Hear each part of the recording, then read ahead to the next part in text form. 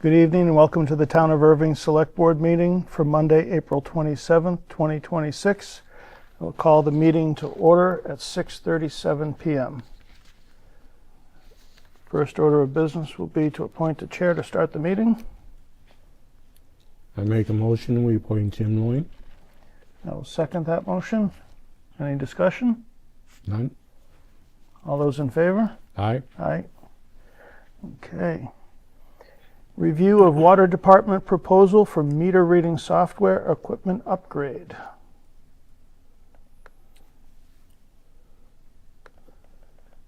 So when you all reviewed this at your last meeting, we had the quote from the vendor that works with Neptune, which is your equipment provider for your water system.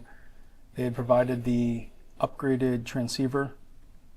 They call it Neptune 360 software, and the implementation costs, and that was just shy of $13,000. Actually, it was $14,000, excuse me. Your appropriation was $13,000. On top of that, we had asked for single sign-on integration for security purposes and all the other reasons that you all discussed, and that quote came in close to $9,000. And obviously, the two together would exceed your appropriation. And so the request from the board was to go back and speak with the vendor to see if there was any movement by Neptune on those costs. And so I'm happy to report that Neptune did work with our vendor to reduce that cost. And so that amended quote that you see in your packet is for all of it. That is the new equipment, that is the new software, and that is the single sign-on. And that new revised number is $12,939.60. Okay. So that is well within your appropriation, and it gives you all of the services you were looking for. Excellent. Thank you for following up on that. I can't take the credit. That was the IT department working with them, but Well, I just get to report the good news. I agree that waiting 1 to 2 more weeks to follow up was worth it. Absolutely. we'll be sure to thank our IT staff the next time we see them. Yes. I make a motion to engage TI Sales for the purchase of Neptune 360 meter reading software, Neptune transceiver, and associated expenses in an amount not to exceed $12,940, and to authorize Brian Smith, Town Administrator, to sign the agreement. I will second that motion. Any discussion? None? Hearing none. All those in favor? Aye. Aye. Thank you, gentlemen. Thank you. Review of meeting minutes for March 30th, 2026. Make a motion, we accept the meeting minutes of Monday, March 30th, 2026 as written. I will second that motion. Any discussion? Hearing none. All those in favor? Aye. Aye. Review procurement of equipment and upfitting for fire apparatus. Chief?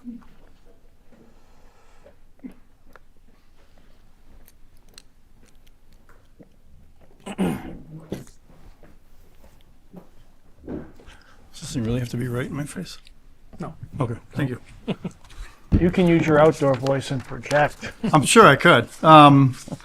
So when we first met, I did not realize that we had gone through the contract, and that was for the base price of just the cab and chassis itself.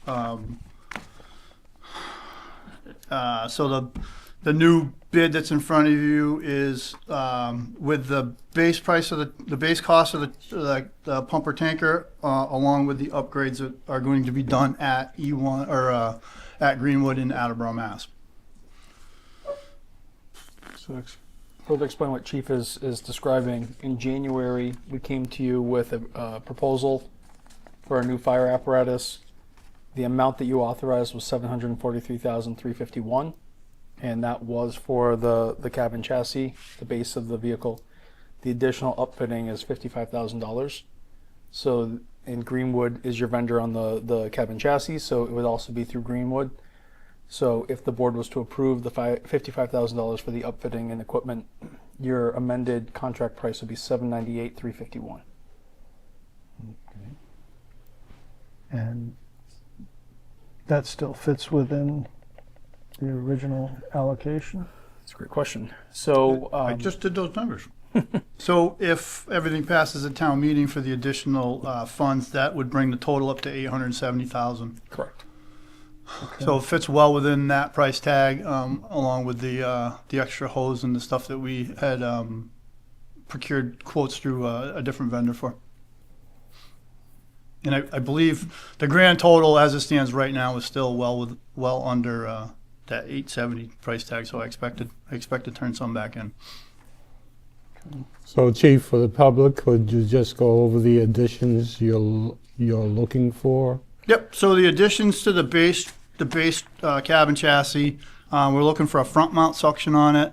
We're going to go ahead and add a Motorola DVR to allow us to be able to communicate with our radio systems through the throughout the town. That'll be the digital vehicle repeaters, not to be confused with a recording device, because we've had that issue before. So we're going to transfer the radios from the old truck into the new truck. This will just be the additional for the vehicle repeater. We're going to add the on-spot chains for the wintertime to navigate the hills when it's icy out. It also comes with an aluminum hose bed cover that folds out on the top. That also helps us meet the OSHA standards for the fall protection, so we don't have to worry about harnesses. And as they fold out, they stand, I think it's 3.5, 4 feet on each side, so it covers the top of the hose bed instead of having the tarp that flaps around.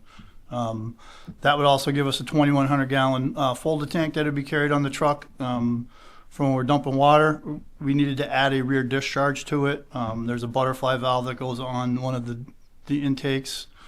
There's also an intake valve for the suction side. Gives us some rollout trays, the lighting package. We're adding some power to the power outlets to the cab, the rear portion of the cab for the various electronics, the thermal imager devices, and the radio chargers that are going to be in there, and then allowing us to put some power into the rear compartments for the battery chargers, for the extrication tools, and the lighting, the standalone battery operated lighting stuff. Upgraded to the aluminum rims on it. And then we're removing 2 of the jump seats in there. So it comes configured as an 8-man cab. We're going to take two of the seats out, or a 6-man cab. We're going to take 2 of the seats out and put medical storage cabinets inside for the medical equipment. And then there was some mounting allowances for moving the different shelves around in the cabinets. Truck lettering and then delivery. Okay. Thank you, for Chief. that. You're welcome. And so appreciate that we're still under what the amount will be subject to town meeting vote. So my recommendation is in the motion that we add language that it is subject to that passage. I mean, I believe, if I remember correctly, the contract was written as such. Correct. What's that? That this agreement was subject to Yes. town meeting. The new agreement says it right at the top too, if approved by town meeting. Okay. That's correct. I did make sure that was on there before I forwarded it to Brian. Yes. All right. I have Yeah, a no copy of concerns. that. No concerns? I was going to say, to Chief's point, and to the point you just brought up, a revised version of the contracts in here, dated March 9th. And so it's exactly what you approved back in January, just with this additional $55,000.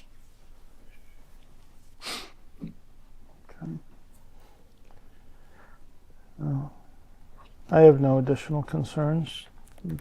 I'll make a motion to engage Greenwood Emergency Vehicles LLC for the purchase of the additional equipment and upfit terms listed in the quote dated December 5th, 2025, in an amount not to exceed $55,000 for a total amended contract price of $798,351, and to authorize Brian Smith, Town Administrator, to execute all necessary agreements. I'll second that motion. Any further discussion? Hearing none. All those in favor? Aye. Aye. Thank you, Chief. Thank you, gentlemen.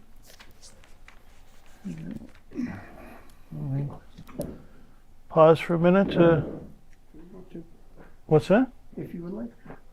I'd just like you to be able to participate as much as possible, sir. Thank you, sir. We have,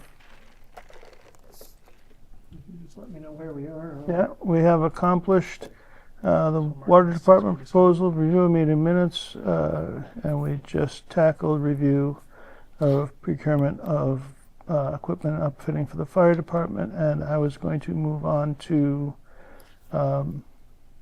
the discussion for treasurer position description draft, if you feel so inclined, Sounds and good. I will yield the chair back to you, sir. Thank you, sir.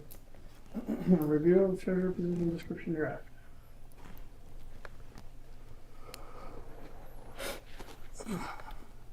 So this is a draft that was prepared in 2019 when we were last working on a review of position descriptions, and there was a potential conversation about considering a request to the voters of this position becoming appointed. Obviously that did not occur, so this never progressed to a final version. So this is that same draft.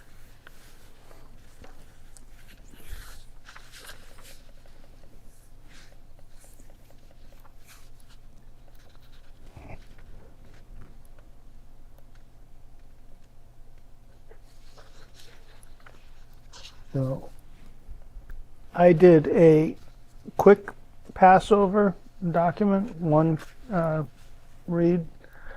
I expect we'll bring this back for additional reads before we act on it, if we do. The one comment I'll say is understatement of duties. I'd like to make sure that we follow what the law states, but if this is an appointed position, I'd like there to be some oversight by the appointing authority before the person in this position takes any action on tax title foreclosures.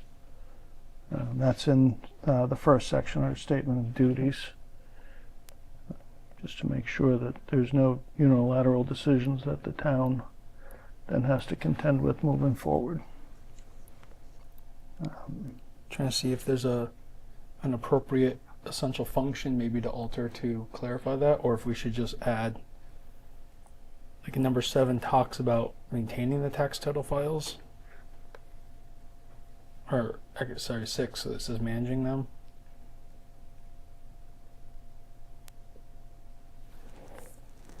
I would like some future update as to what Jim just spoke about, Right. as to what the law is for the treasurer and the treasurer's responsibility, and how the board affects any decisions that she makes, or can we? Okay. As an appointed position, Right. of course, yep. Okay. I can reach out to town council and ask for that guidance. Yeah, that would be good. Okay.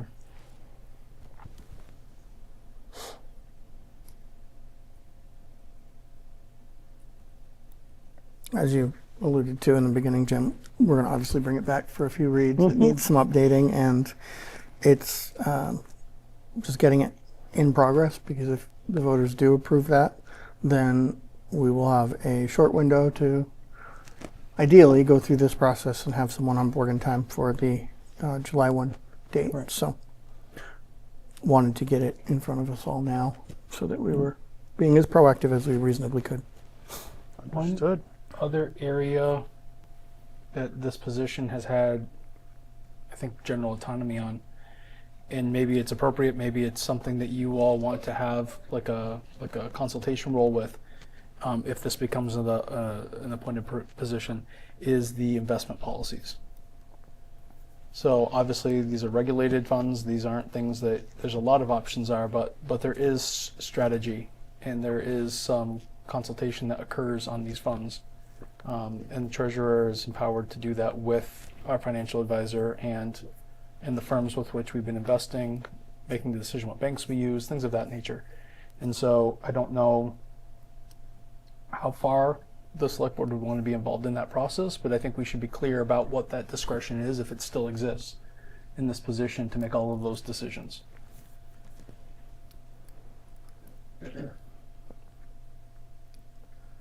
I think it makes sense, maybe in the same vein as the tax title conversation about where do we have some ultimate decision making or input for an appointed role versus today's autonomy. Okay. I don't think well, some of us are probably not experts in it, but would at least want to be aware directionally and have an Right. opportunity to guide it if we can, if Right. needed. Okay. Makes sense? Agree. I know enough that I know what I can do legally, investment-wise, but I know that's different Right. for a municipality. And a municipality can't take the risk that I can decide to take or invest in the types of stocks that I would invest in that they can't invest in. Right. So I'd like to understand what that process is as well Okay. as the treasurer being able to understand. But I want to know that we're making the right decisions Right. as far as we legally can without putting our finances in jeopardy. Agreed. Okay. We seek some guidance from council on that as well.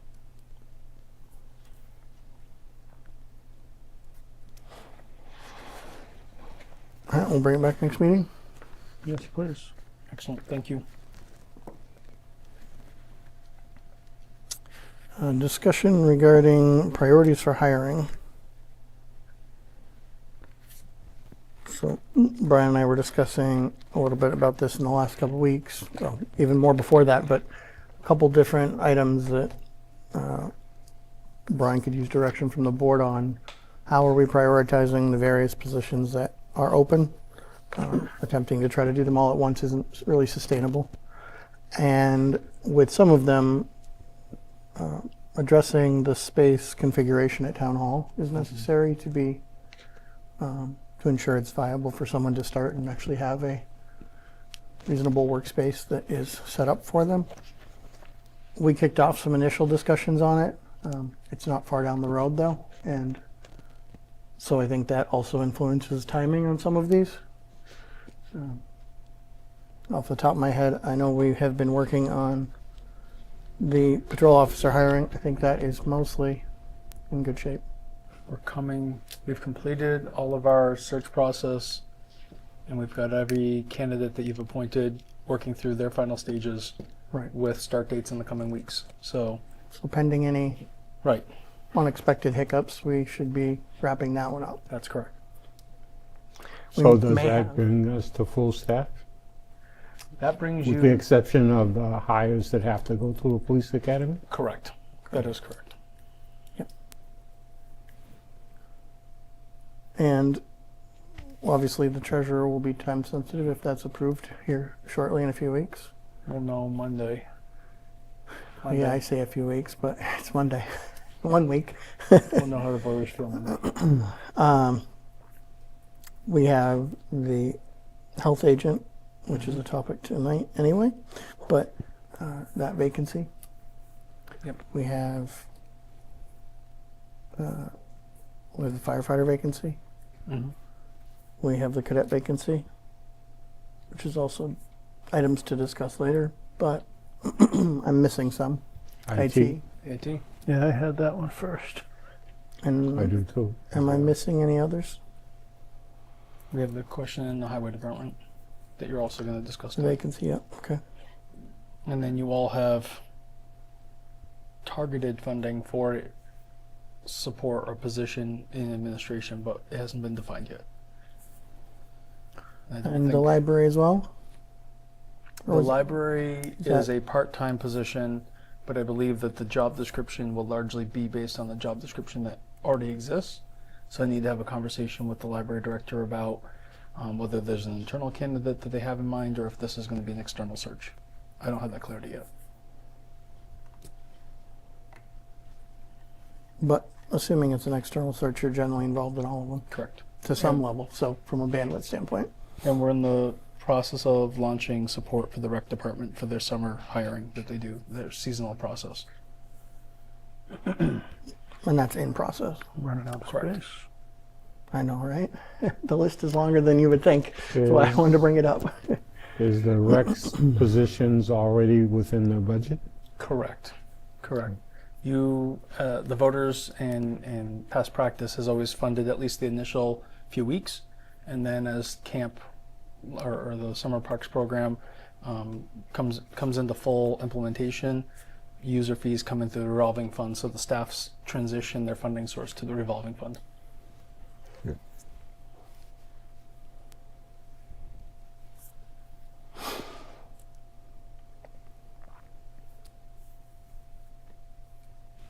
So not the simplest question, I know, but In terms of prioritization, well, that and tying into that, sorting out space. Because we Yeah. can prioritize one way, but not have anywhere for some of those people to start operating, right. That would be So, uncomfortable. potentially. so the IT administrator position is already in flight, correct? I have everything ready to go, but then we were going to have this conversation, so I hit pause until we could talk tonight. Okay. That one I'm happy to proceed with, but to what the chairman is pointing out, I don't have a current workspace to assign to that Right. office. So we would need to create that. So, Jim, you indicated a minute ago that that would be your number one priority, Yeah, that's what I put down. So, Right. and it would be my number one priority as well. Okay. The only space that I can think of within the town hall is where the old Recreation Commission office used to be. I don't know if you recall where that is, but I that's do. that little rinky-dinky office that has a door to it at the end of the hallway at the basement. Yeah. And the only reason I think that space is probably adequate is because it would take the IT person away from the public and allow some privacy, and I can store his equipment there as well as it comes in. So we currently use that space in part for IT storage as new equipment comes in Yep. and needs to be stored until it can be deployed. Yep. To your point, it's not a large space. It's a small space. It is. But it's also a space that hasn't received any maintenance in quite some time. And so it would still need work to be upgraded to be suitable for a proper office. Sure. and do we know, does it have power and data? It does have that. But it has like 2 outlets. It has a wall jack for data. Used to have a phone. It would be able to support a phone. Okay, does it have suitable power and data? It's a better It's question. 7, and I'm going to recuse if we're going to have that conversation. So, do you mind picking that up after our joint meeting? No, I think that would be a great idea, Okay. but if you want to recuse yourself for a second, we talked earlier and we would like to thank the IT administrator for facilitating the contract with the meter reading software company to make that price more palatable. So thank you. Here. You're welcome. Team effort across everyone to get there. But yeah, they came through more in line with what I think the board felt was reasonable. So, Yep. fortunately, Great. excellent. You're going to rejoin now? I am. We'll take that 1-2 minute sabbatical. All right. With that, it is 7:01, and I'll call the joint meeting with the Finance Committee to order. Come on up.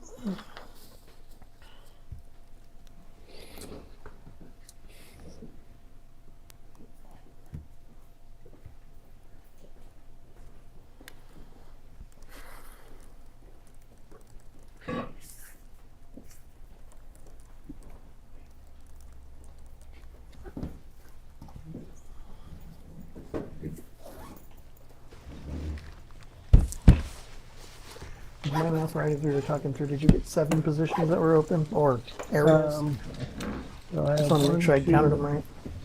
I have IT admin, treasurer, potentially health admin, firefighter, cadet, consideration of the highway department, an admin support position, part-time library position, and seasonal summer rec help.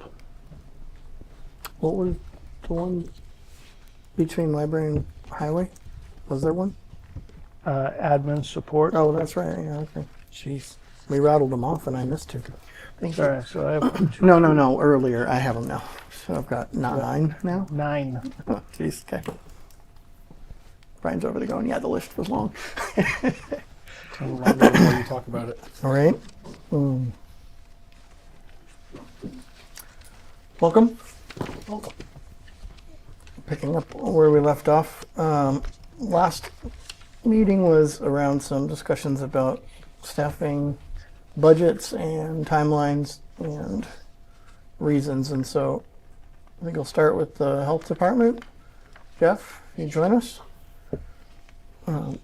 Jeff has come to speak to some of the questions we had, and the group can kind of refresh them. I tried to give him a brief overview ahead of time, but just about why the additional 10 hours, what would that 10 hours be doing, how is it distributed amongst the different towns in the agreement. That was my short version. So I probably missed something, but do you want to start with that, or do you want us to reframe those for you one by one? Whatever you would like. I can answer questions. I can kind of give a brief overview of where we started. So the health agent position was a 27-hour position. That's what was allotted and budgeted before I started. And when we reformed the new intermunicipal agreement, that's what we kept it at, was 27 hours. That was with a health agent who had years of experience and certifications that were needed for the job.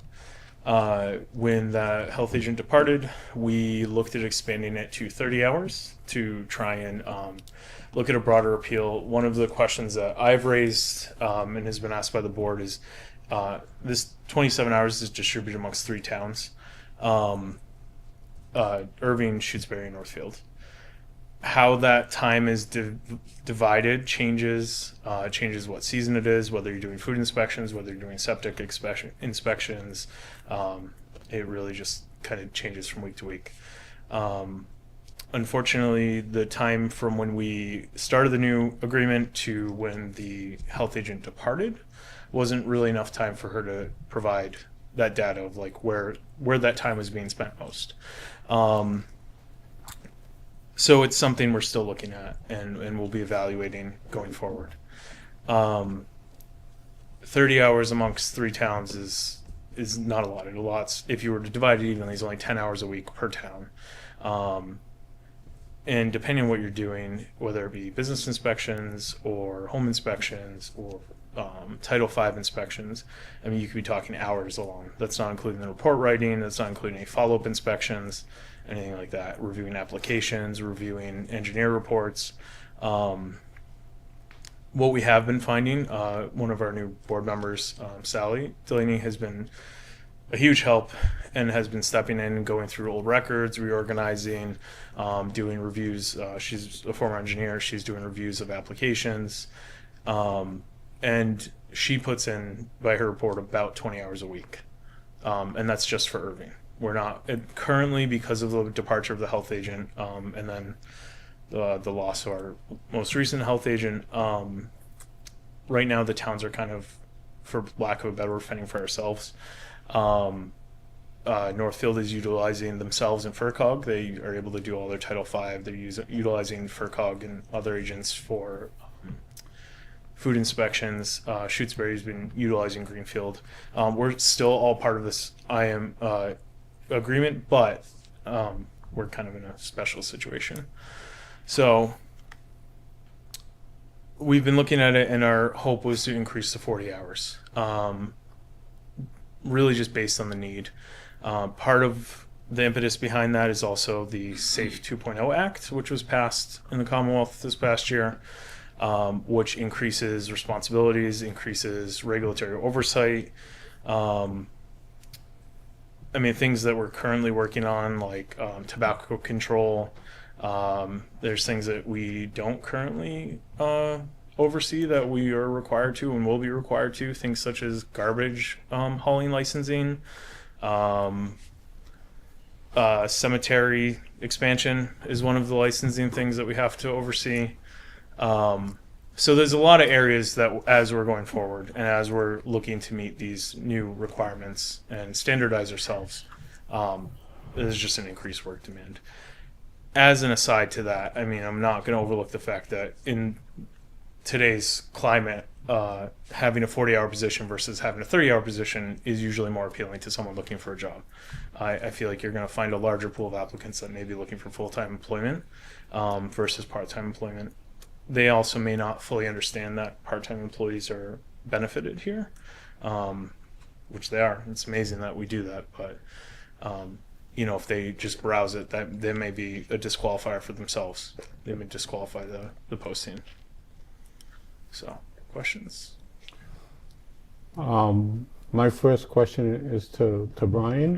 When we advertise part-time positions for the Board of Health, do we indicate that this is position comes with health benefits? Yes. Okay. We just we clarify the health benefits. Health benefits are not prorated. Other accrued time is prorated. Right. Vacation, sick, holiday. And I guess to be more specific to that, when someone's searching for a job, they may filter out part-time jobs.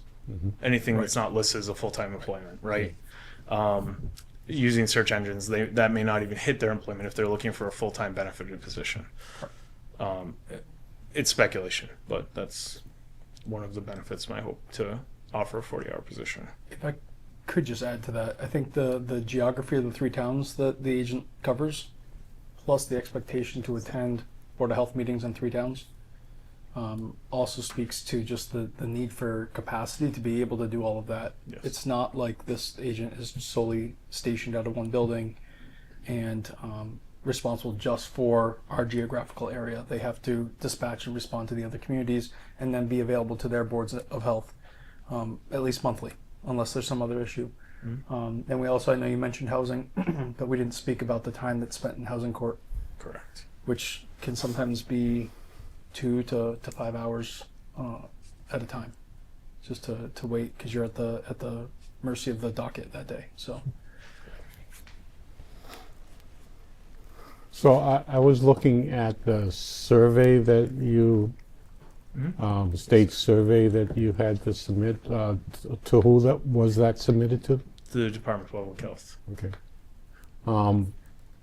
Going through that, there were a number of areas, and a couple you pointed out just a minute ago, cemetery, and there was some health issues, water issues that I saw, and there were a number of other issues that currently the Board of Health is not performing, and I would suspect if you added those things which were critical positions and situations, 30 hours would not even be close to being able to do that amongst 3 different communities. That's a very good point. We do have the benefit, for example, Northfield utilizes their own Title V inspections. They have engineers on the board. They do their own Title V. It's not a responsibility that our health agent would have to do. For Erving, that's not the case. They're responsible for the Title V. So things do get broken up that way. It's not cut and dry that our health engineers are responsible for all of this. Things like the sewer reporting, the water quality reporting is handled by our water department here. So there is a way to redistribute some of that responsibility.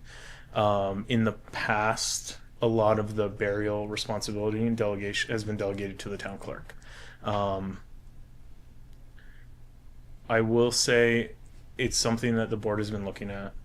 We've been trying to reevaluate where all of these responsibilities are currently being held and if that's the most appropriate place and best practice for them.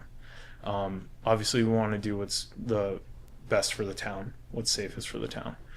So we're reviewing all of these different things currently, but you're right, it's at least a 40-hour job, and that would probably just be for one town. What that may look like in the future, I don't know, but it's an improvement from 27 hours for sure. So a lot of those positions also require extra training that you currently don't have Correct. in those areas, particular areas. Yes, that's correct. So that was the process we were going through with the prior health agent. He was starting the process of getting certified for food inspections, for soil evaluation, things like that, which is provided by the town. FERCOG, a lot of it is grant funded. So FERCOG holds on to a lot of the funding through the state that's provided to Erving. It was decided by the DPH that they would be the holder of that money. And so they distribute it to us. But so a lot of that grant funding is used for things like that. It was used for in the past for updating our permitting software to WinWham, which is one of the systems that's used in the state. That is one thing to point out. We've started the discussion. We're looking at potentially other funding opportunities. So right now, obviously, we raise and appropriate the funding for the position. We do receive assessments from the towns, from Northfield and Shutesbury for the health agent. Currently, the way the division of it works, and this was established long before my time, we just took what was there and put it into the new municipal agreement so we could establish it and get it moving. Currently, Shutesbury provides 43% of the assessment. Erving pays 40% of the assessment. Northfield 17%. A lot of that is related to Title V. Shutesbury's predominantly they have no public sewage. Erving does, but we have a lot of other things. We have businesses and other inspections that are required. And Northfield handles all of their own Title V inspections. So it's really just their public businesses. Their school, things like that. I have no further questions. So, going to this SAF 2.0, that I thank you for sending it. Unfortunately, the timing, getting it I got it 20 hour minutes before before the- I sent it. an hour before the meeting, didn't really give me ample time to review it. So I guess in terms of these regulations that are being sent down from Boston, Mm-hmm. I can understand from what I know about the regulation and past research that seems like maybe some of it makes sense in larger municipalities, but some of it doesn't really fit our model or in small towns. Are there sections of it that are optional, or is this you will comply post to wire? I think the state has regulations of may and shall. A lot of them are may. There's flexibility. The other thing going forward with these regulations was that it was not lost on the Commonwealth or the people that were writing the regulations that most municipalities will not meet these regulations, and we're setting a baseline, and the point is to start establishing best practice and standardized services across the Commonwealth for everyone. That way, the same Board of Health you're getting in Nantucket is the same Board of Health you're getting in Pittsfield. With that said, yes, smaller municipalities have to look at things like regionalizing. I will say, from my knowledge and experience here, Erving is one of the first towns to regionalize with their Eastern Franklin County Health District with Northfield and Shutesbury. I believe maybe another town was involved originally, but they were one of the first towns to actually regionalize these resources. Understanding that fact that this is not, we can't hire a medical director at $125,000 a year. This is just not feasible. So there are different approaches to how we're going to solve some of these issues. And some of the things are just whether they be new requirements or requirements that weren't being met, or that the board members in the town weren't aware they were responsible for. So it's something we're working towards. This is not like you have to have this by December or else everything gets shut down. This is a work in progress. So just for reference, I don't know if I put it in my email, that survey is a baseline capacity. There's nothing punitive about it. It's an assessment that the state's trying to do to find out where everyone is, and see where they need resources, where they need to allocate training. Do they need to increase the number of public health graduates that are coming out of college? Do they need to fund that way? So there's a lot of moving parts to this. But I do think that the best way for us to start working towards these goals is to look at increasing the hours for a health agent. I don't know how they were able to do it in the past. I will say the health agent that was here when I started was very experienced. Even with that experience, they were still supported by someone who was a volunteer health agent. So even that work was being distributed, and the 27 hours wasn't the only work being completed. I don't know how many hours that volunteer was providing, but it was significant. And the volunteer was also someone who is extremely experienced. Actually, they helped write the act, and they were involved in a lot of the policies that have been written for the Commonwealth. So they're very experienced, and even with them, it still took 2 of them to do this job.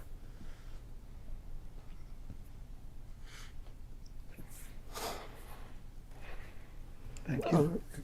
Other questions? Go ahead. Just one question to the ending of that.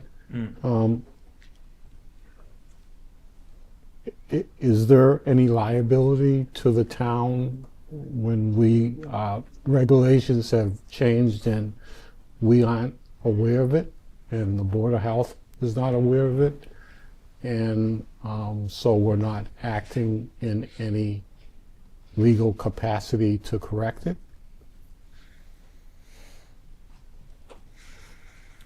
I would say the liability is there whether we're aware of it or not. Our capacity is that all of these regulations are being pushed forward. There are new ones. Not all of these were there prior. Mm-hmm. They are being updated and increased. I can't speak for what happened before I was there. I will say in the 3 years that I've been here, we've made pretty big movements to try and meet even the demands that we knew about before they were enacted into law. We got the prior health agent certified as a pool inspector. We did the soil evaluator certifications. So we're working towards it. I don't know if that answers your question completely. Well, basically, who's the liability fall on if we're not acting in good faith? I think we are acting in good faith. We're not intentionally not doing anything. And everything that we're coming across using these tools like these surveys, they're all getting added to a list of things that we have to address. Yep. Thank you. Maybe, go ahead, I'm sorry. Go ahead. Are the 2 other towns also going to their select board and asking for a 40-hour position? It's a good question. As it stands right now, our initial thought was that we would cover the increase of the hours.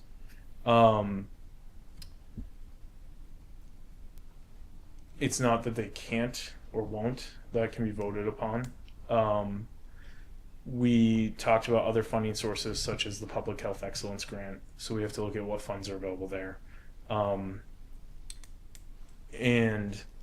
But the simple fact of the matter is, to address some of these things, to act in good faith, we need to increase the services, or we need to find another pathway. It's a lot of work, but no, we have not approached the other towns about covering the increased 10 hours. The initial 3 hours from 27 to 30 hours, we looked at simply that we would be hiring, we hired an introductory level employee. So there was a wash of the budget. There was no increase in the budget there. The 30 to 40 hours, when it was approached to us that we have to repost this position, was that, this is more work than what can be accomplished. We need someone there full time, to serve the town.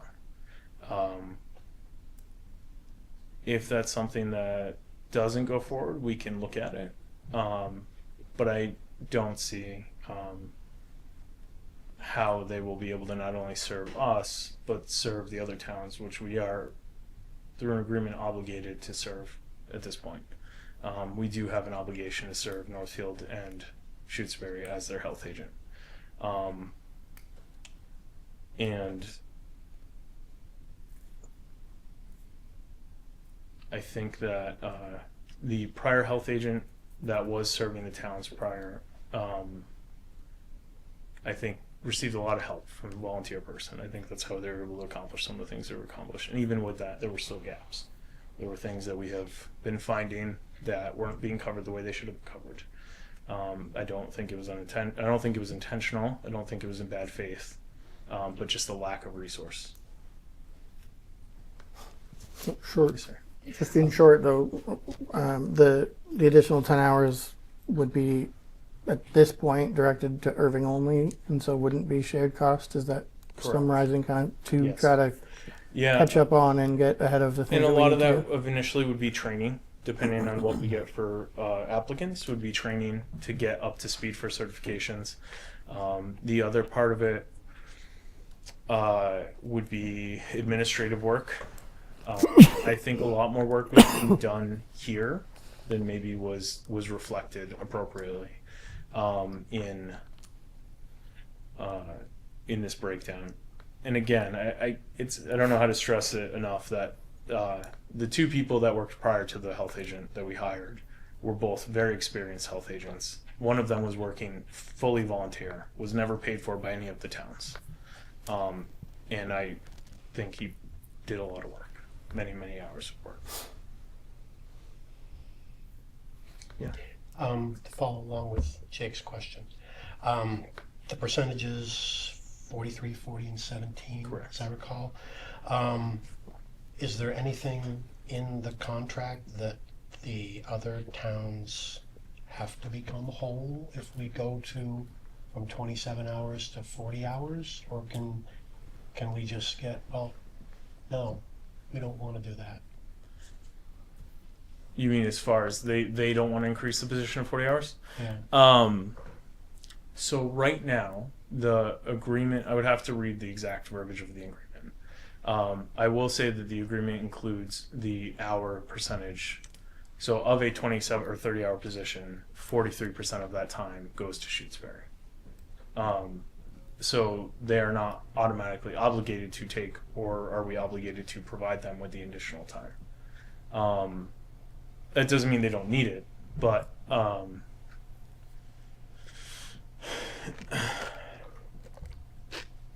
it's definitely one of those areas where we were hoping to get better data about what was being used for time in the different towns, and unfortunately we just didn't have the resource to get it.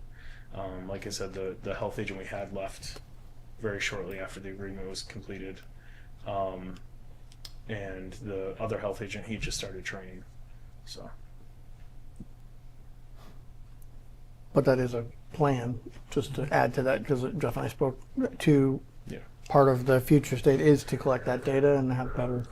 better inform the future. And I'm sure with the safe stuff for every town, what they need out of 27 hours isn't going to necessarily be enough either. So I think everybody's going to be reviewing it. Right. I would imagine if we go from 27 to 40, we're not going to go back down if the other towns decide that, no, we're not going to pay for it. Couldn't speculate right now on what that would be. I mean, That would be you have my to figure guess. something out. We budgeted in full. Yeah. Yeah. The assessment is a, Is the contract Too bad. between the towns, is that a 3-year contract or a 1-year contract, 2-year? That's a good question, Brian. Do you remember I how believe long it's a it was? three- It's a 3-year contract. Three-year. We're scheduled to renew this year. Other questions? Well, if the other towns don't want to pay for the 40 hours, or their share of 40 hours, and we're paying for it, then we expect that they would still get their percentage, but, you know, we get more percentage because we're paying for it. Correct. I mean, again, I would point out that the agreement is the percentage of the 27 or 30 hour employee that was agreed upon at the time that it was signed. So that extra time is Erving's. Seems like a kind of a renegotiation of this with the other towns, so we're in some kind of an agreement, other than if we're just paying the extra money for 10 more hours, and we get the person for 10 more hours, and that has nothing to do with them, they're still paying their 42 or whatever percentage of the 27, doesn't affect them financially, just us, and maybe you don't need renegotiation with them.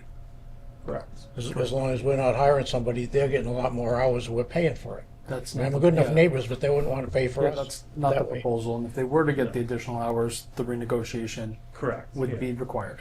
Okay. One other question, there may be a lot of background things, but just financially is my only question. And I'm not aware of the background of the Eastern County Health Group thing. Is the FERCog not doing this kind of service, or is it financially not good to do that? Better for us to go this way than that way? Just financially, I don't know the other background That's a stuff. good question. I don't know. They do pieces. So currently we contract services for the public health nursing. FERCog provides that. It's about $11,000 a year. They are willing to contract out Title V service. They're willing to contract out food inspection. What each of those costs would be obviously will increase.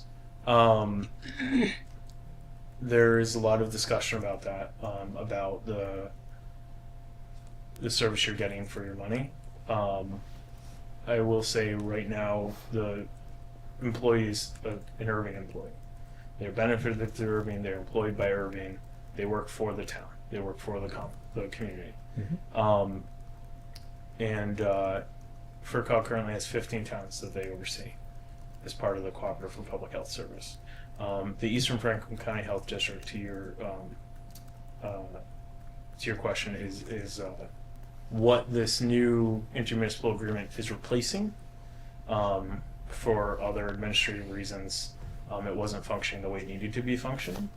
And so we created the intermunicipal agreement to pull the health agent instead of under an employee of this cooperative to an actual benefited employee under the town. So the employee is properly served. And there's more to life than just the finances, but I was Sure. inquiring just strictly about the finances, if it's way cheaper or way more expensive to do it one way or the other. Right. I can absolutely inquire about the finances of what it would cost to go with FERCog when we had the transition of health agents. It was brought up and there was an overwhelming desire not to do that. I will say the sentiment from the other towns. One of the other towns has contracted their other services through Greenfield, not through FERCog, and the other, Northfield, has not expressed interest in contracting with FERCog. Okay. Thank you. Is it accurate to say that the 3 Board of Health members were unanimous Correct. in the request to proceed with Yes. making this request of you all and trying to hire for this position again? Mm-hmm. Thank you. Any other questions for Jeff? I think you covered everything. So, is everyone satisfied with the budget as presented relative to the Board of Health then? I say presented, as we had adopted and for town meeting? I know we preliminarily did it and wanted to have this conversation, so we're good as is? Yes. Okay. Yes. Which, if you didn't know, includes full 40 hours. Thank you. Just in case you weren't aware. So, all right. And thank you all for entertaining my request. I know it was last minute to consider this, given the circumstances, so thank you. Yes, thank you. Thank you. Welcome. And I forwarded the SAFE survey to everyone as well on the finance committee too. So if you want to take a look at it, it's nice and short. Thanks for filling it out for us. I'm curious how we Did you will get a rank because there's no different ranking yet. Or are you being sarcastic? I'm a little sarcastic. A little sarcastic, yeah, that's what I thought. It goes right there with that language about like will provide funding from DPH and yeah. Anyhow, for all those changes, subject to appropriation, of course. Thank you. Thank you. Appreciate it. Thank you.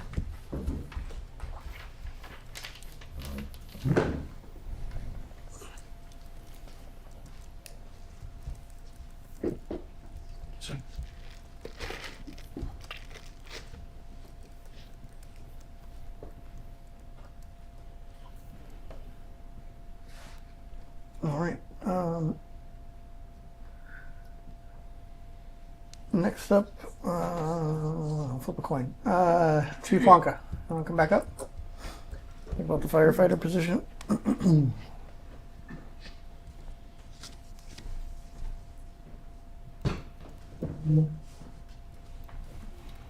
As part of a budget review last meeting, we were discussing just areas where we had vacancies that we didn't necessarily know the timelines on backfilling or filling, and kind of what is the timelines, or is it viable in FY27 versus potentially making any adjustments to funding for 27, understanding that we would be kind of rebalancing in 28 in theory.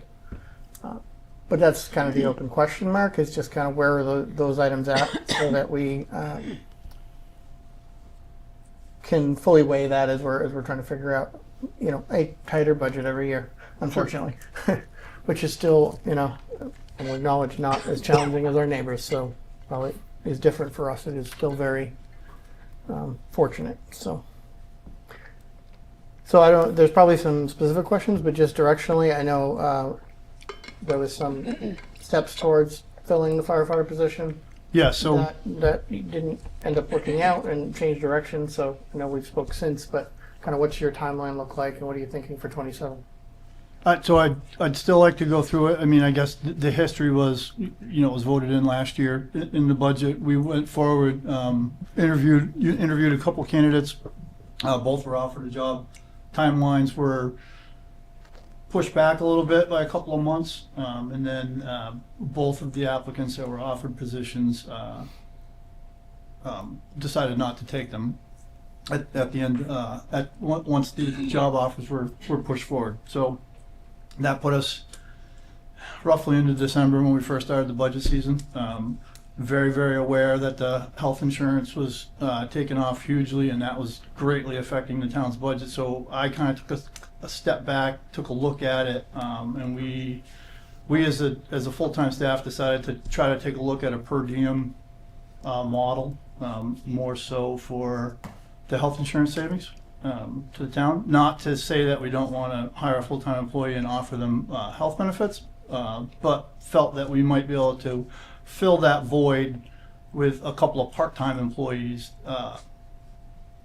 that were under 16 hours a week, which would do a couple of different things for us. We would bolster the call force and offer some people some better employment.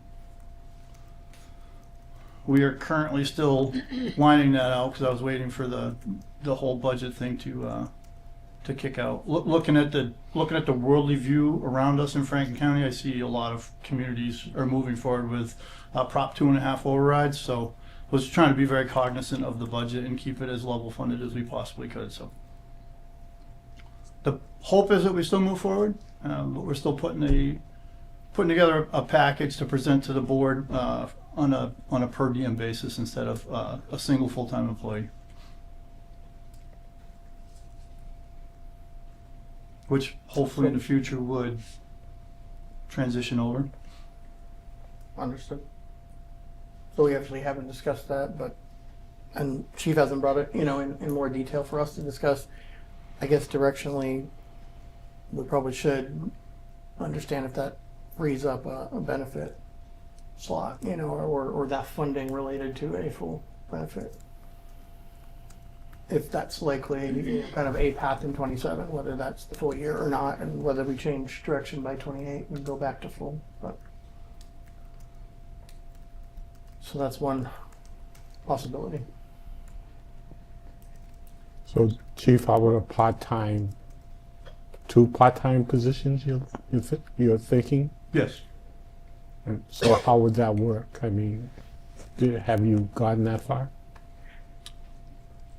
Not really. We've put out the feelers to the internal, to the call force we have now. Most of them have full-time jobs that are outside the area that doesn't necessarily lend to that that aspect of bringing it in. So we'd have to go out and put some feelers out there to see, if there's anybody interested in coming on that lives in that 15-mile radius from us that we've laid out, for being a member.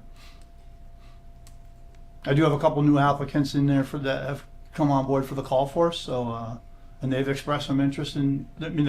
When they came in and talked to me, the question was generally around, are we hiring on the call force? Do we offer per diem slots? Historically, I've seen a lot of departments are either full time. They run this mix like we do with a combination, and then they. I've done a lot of research with other chiefs across the state. A lot of them are starting to run, a per diem fill-in shift here and there, just to kind of bolster the full-time staff. And it seems to be working for them. But again, we're trying to put it together, figure out the high call volume days, and which when you go through the numbers, it kind of varies all the way across the board. It's one of those things that I can't seem to predict. You say if you could schedule your emergencies, it would be so much easier. Yeah, we wouldn't need full-time staff because we'd just have everybody at the fire station at that time. We'd go to the fire. We'd probably show up to the house before it caught fire and then put it up. That would, How we were, it sounds like the EMS discussions. Yes. Every time we're there. Very similar. Project to- exactly when we need to be there.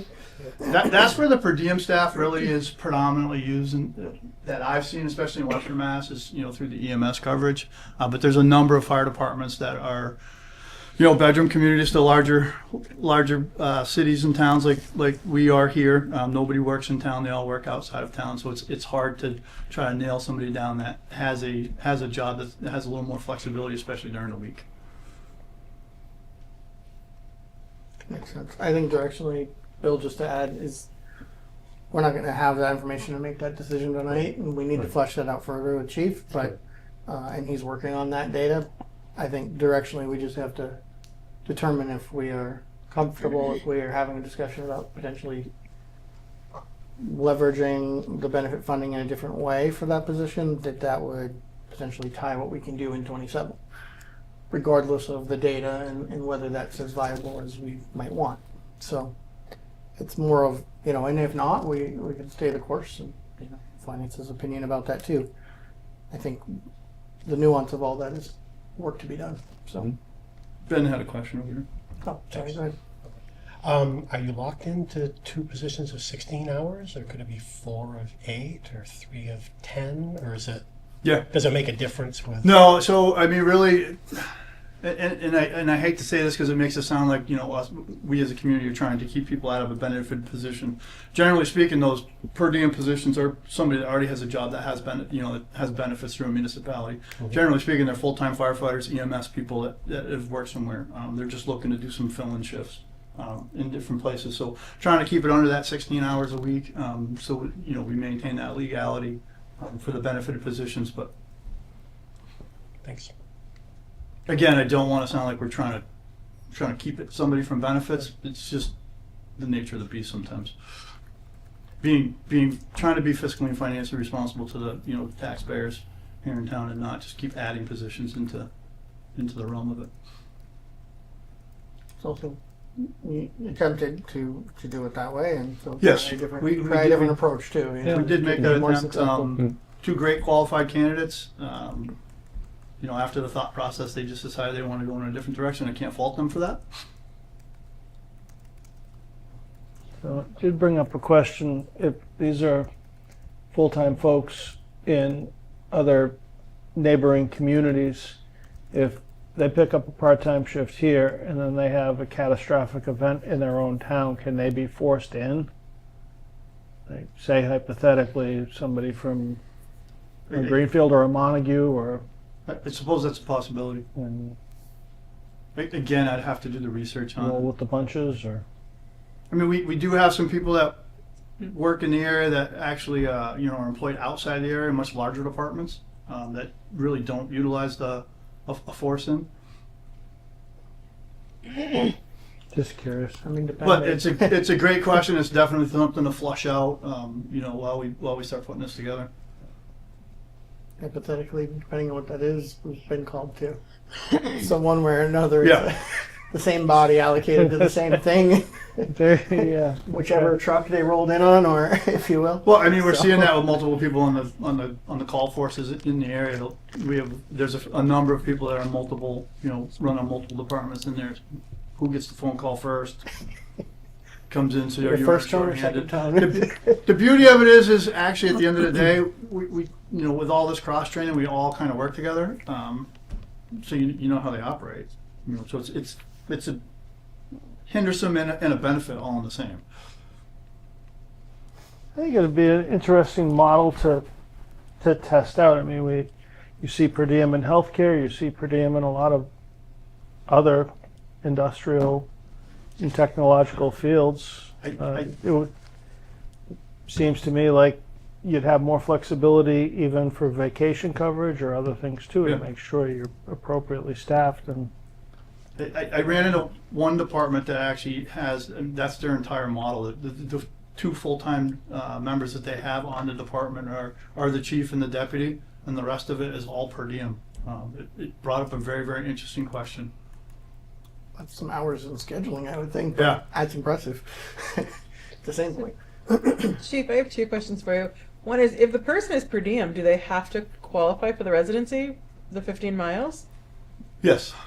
So as part of our job description, you have to live Okay. within 15 air miles of the town borders, Yeah. which, I mean, it opens that up to a huge, a very large area. It's not necessarily conducive for, necessarily a callback for like a medical or something like that, but definitely, a fire where you can get on the second engine, Yeah. if it's in town, or meet us if it's a mutual aid call. So in theory, if we had an employee who potentially had the training and might be interested, but they weren't within the 15 miles, even though they were an town of Erving employee, they would not be eligible. Guess we'd have to get a legal. I mean, our job description is pretty. Guess it'd have to go to council, but. I think the residency requirement that you're relating to is the statutory piece that we were talking about for another search. Yeah, It's the that's same statute. okay. Yeah. So it's statutory, yeah. So then, I think the one question mark that I would have maybe following on that was if they were in town, even though they aren't resident, if they're Right. working or they're here, is that conducive to something? We'd have to see if we even could, Fair question. if Yeah. we wanted to, Yeah. while they were and the bounds are already working. Are you talking It's about still- like an employee already of the town and getting cut loose? That sounded like the hypothetical. Yeah, they're already here or they work here. Well, Yeah. not only that, but even just I'm thinking of for per diem, you had mentioned that, sometimes firefighters and other departments might be looking to earn a little pocket cash. And so they might, we might have someone from a different department come in. If they're coming in and reporting to the state, let's say they're working a day shift. And so they're coming here and reporting to the station and they're here for their 8 hours. I'm wondering if it's someone as a part-timer coming in per diem, do they have to meet that residency requirement? So we can find out from council if there's any statutory exception for that versus, full time. I don't know if there is. Or I think because we've had it for call, we've had it for everybody. Yeah. So I think But we've been under the assumption, but that doesn't mean it's We've necessarily- never had a per diem, job description, so. Yeah. But I would think if it's I don't know how call, fair then that would- per diem yeah, I probably don't- is too. But we don't. I mean, we can look at it. We should look at it. Good question. Did you say that too, or was that? I got them both. Okay. Any other questions for Chief Wonka? I think probably, Chief, if you want to hang out, want to talk with Chief Holst a little bit, and then probably with Foreman. Wow, Superintendent McCrory. I can forget titles tonight. And then, if we're going to discuss any decisions about possibly shifting any funds, we'll do that probably after we've heard from everyone. So. Okay, So hang out just in case. Yeah, just rejoin the audience in case we have further questions before we wrap up with that. Make sense for everybody? Okay. Am I good? We're good for now. Thank Thank you. you. Chief Holst, you're up next. Bus seat's yours, bro.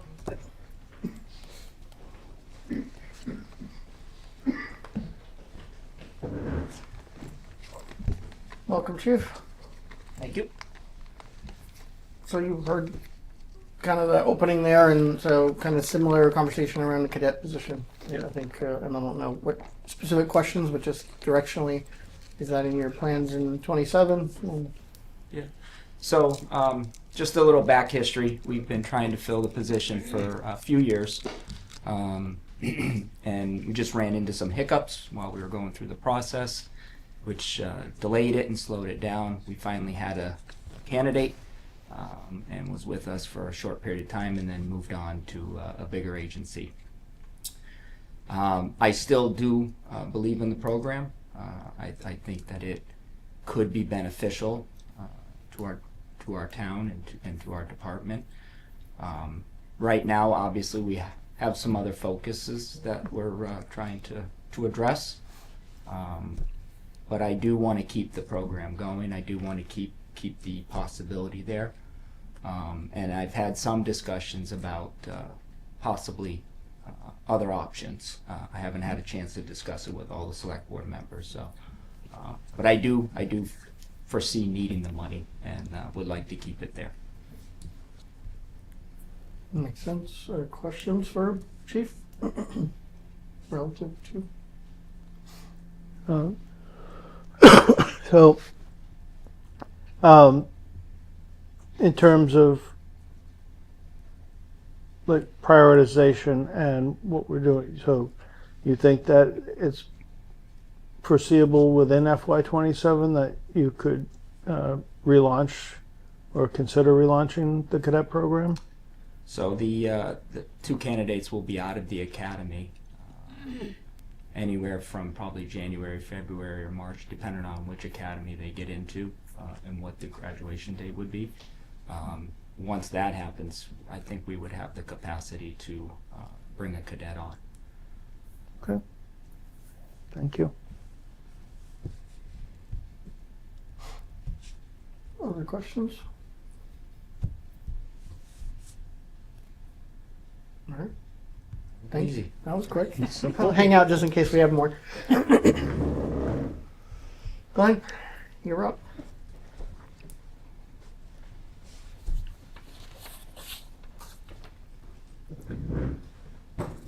Thanks for coming back. I know you were here last week when we talked a bunch about this, positions in general, and the vacancy in your department now, and the budget or lack thereof in 27 currently to backfill the FTE. I guess kind of circling back to that, I think we've talked through the three areas that we had questions about in the last budget discussion, and someone refresh my memory, but I think we're in the 60 to 70,000 was our gap. But then we had a few we had a little bit left and we adjusted. One more time. How did you get to that number? I didn't. I guessed. Last meeting we had basically what is approximately step 1 to 3 foreman position cost backfill. Yes. Obviously benefits. I think we already talked through that one and figured that was not a number we needed to sort out, but the gap was I think in the 60 to 70,000. That's correct. Yes. And then we had a little bit left over that we wanted to mostly allocate to Glenn's budget for staffing as a starting point from all the other discussions last time. Correct. So and that wasn't very big, so kind of where does that put our deficit to fund a staff person? So the guidance that I was given was to try to put as close to $20,000 in that department after making all the other adjustments. And I think the final amount was just over 10 after I got done reconciling every department to budget and going line by line through. That also came with the guidance to make sure that the library had sufficient funding for the 20% materials after you made all those other adjustments. And my recollection is that required an additional $3,000 to make sure that the materials budget was sufficient. So we worked through that with the director.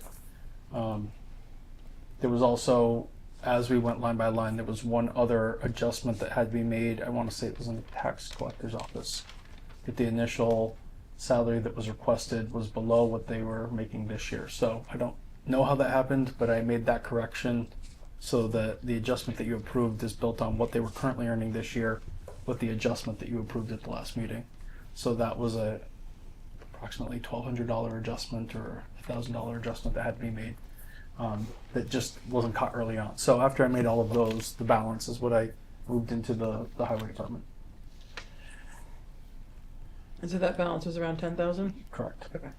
And we took the $10,000 out of the school budget, correct? That adjustment was made, and the school committee has since had a subsequent budget meeting where they approved an amended budget. Okay. So I just want to clear it wasn't. You all didn't take anything from anything. I just want to clarify that you level funded ordinary expenses, and that was just level funding the ordinary expenses as your direction was back in the fall. So So that adjustment back to the directive that's correct. happened, was approved. And school committee amended their vote on that. Is that correct, Dan? Okay. So, and I have those documents back from the finance director after the school committee meeting. Okay.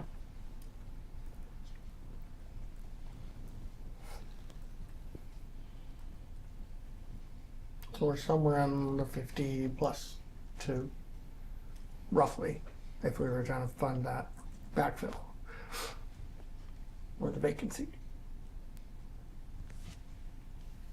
Based on the discussion so far with the other areas where we had funding for positions that weren't filled yet,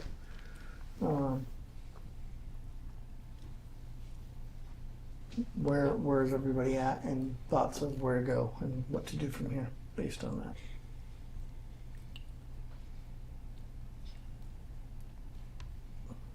So, Glenn, you have a recommendation to put a person in that position, and Could we handle that separately from the joint budget meeting? okay, That's funded, okay, if that's what you're asking. Like, that is not, doesn't need a funding decision, so if you don't mind waiting, sure. unless it's pertinent. Yeah. Okay, thank you. We'll do it after, but I just wanted to not mix the two. I don't want it to convolute the funding, because this doesn't require a funding decision So from our current just state. I guess I'd say is, where are we at? And this might revisit conversations with our respective chiefs, but what are wants versus what are needs, and even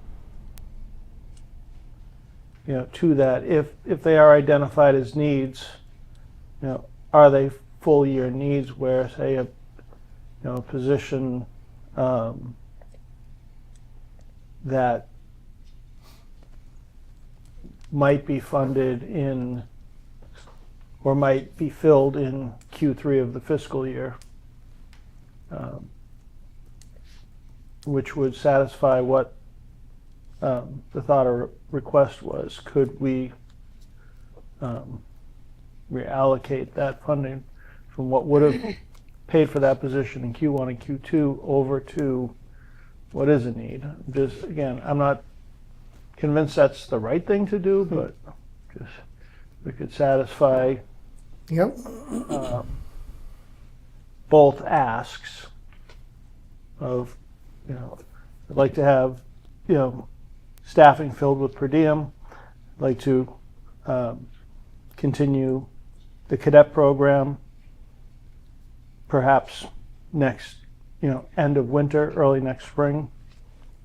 So we wouldn't have to necessarily budget either of those positions for a full year. We could still satisfy and fill the need when the time is appropriate. Or, is, the need to backfill this position, is it essential now? I don't.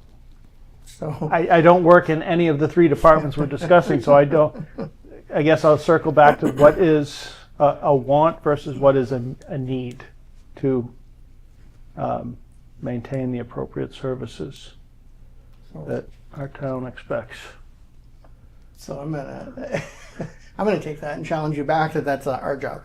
Because at the end of the Absolutely. day, the department heads have all brought us a budget that included those that they said was necessary.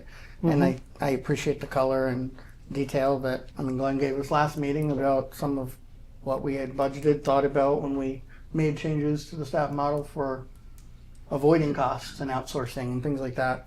And tonight with the chiefs and about, and the Board of Health chair about what their needs were and what their timelines were on each of those items. I think ultimately if we're going to make a trade-off, it's a decision that we have to make based on what we've heard, unless there's some other detail, but I don't think it's reasonable to put that That's back fair. to them to say, okay, the three of you need to flip coins on who No, says it's no, more and I'm important, and I I'm don't not. want to do that to them. You know what I No, mean? I'm being funny about it too. Yeah, But I am not trying to I know pit you're one not trying to do department that. against the next.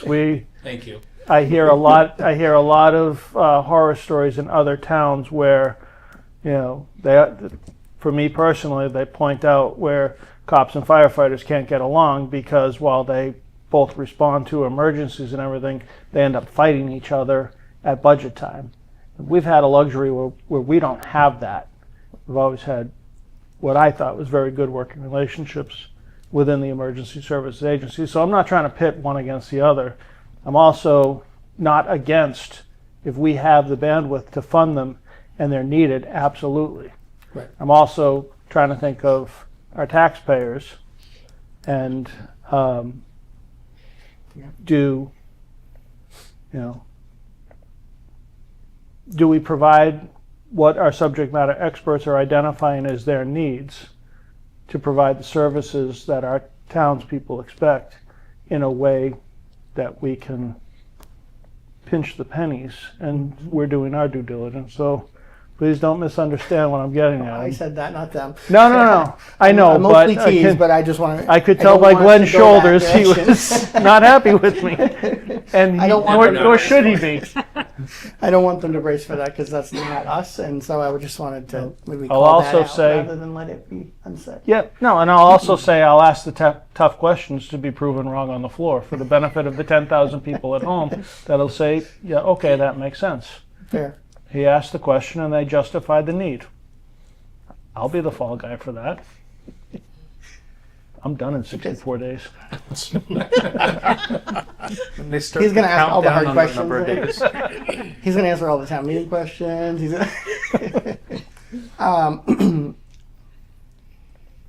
My one thought, or the one thing that we bounced around is maybe the least impactful, not that there's no impact, was the benefit funding for the firefighter, which, as I recollect, is probably 35, 40.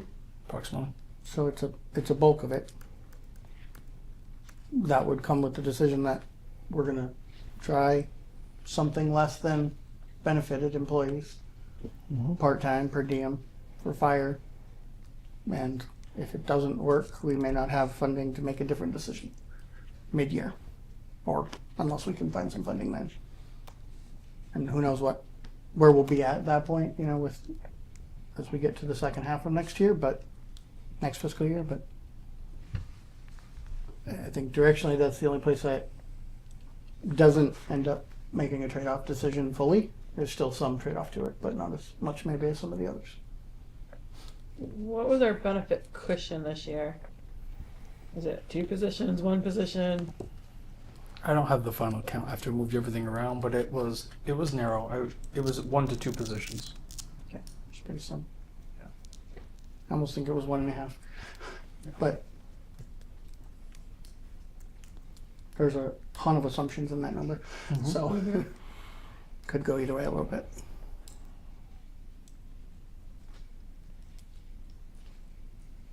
Or we can hold as is. And I don't expect that, unless I'm missing something, we'd have any funding or method to make any adjustments till at least mid next year at the earliest. So say winter. One question. As of right now, in theory, built into our budget, we have 2 treasurers. Because we have to account for the elected position. You're all shaking your head no, and I'm not even done yet. Finish your thought. But in Yeah, theory, sorry. don't we have to account for the elected, the cost for an elected position and the cost for an appointed position? So wouldn't that, say that there is funding for both those positions within our budget? It's the greater, it's the greater of the two, not both, to add it together. So you funded that. What you did Okay. was you set a funding maximum for the salary for the treasurer if it was to remain elected. Okay. So the two But we- strategies are funded in the budget, but to the chairman's point, it's at the max of what an appointed Okay. would be, and you all decided to scale back the elected version, Yeah. and so we scaled back that authorization. Okay. It's not combined. If it was, that would be very Yes. helpful. Yeah, it's not combined. Cadets. I said if that was the case, we could afford 2 cadets. Easy now. I'm just, I know. Any other thoughts? Any questions? Any thoughts from finance in general from what you've heard so far? Not looking for you all to make staffing decisions, but just on the budget numbers you've heard and what those things would mean. Is there any or no recommendation right now from finance, one way or another? It doesn't help us right now in the moment, but I think we have to go back to, I think it was last budget season or maybe even the one before that, where we asked the department heads to kind of come forward and bring ideas for revenue.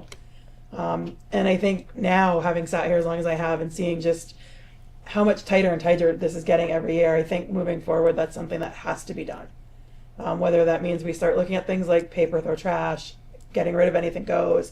I will hide under the table after this because I know those are not going to be popular opinions. But while I love the services that I get and that we're able to provide our residents, they're coming with a greater and greater cost. And it might be time to step back and realize that maybe Erving can't continue to provide all the services at the levels that we do. I think Anything Goes is around a $30,000 a year program. Correct. So to me, that's Anything Goes, and that's part of a staff person. I hate to make it sound so simplistic, but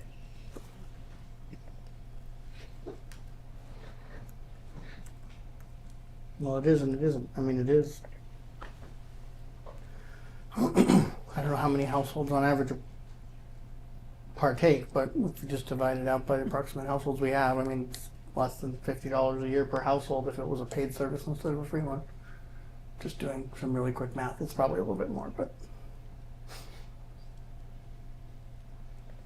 those are things. I mean, wastewater, we'll revisit that conversation we talked about, and that's on the docket in the future to come back to. But that doesn't, like you said, we need to do them, but doesn't solve it now.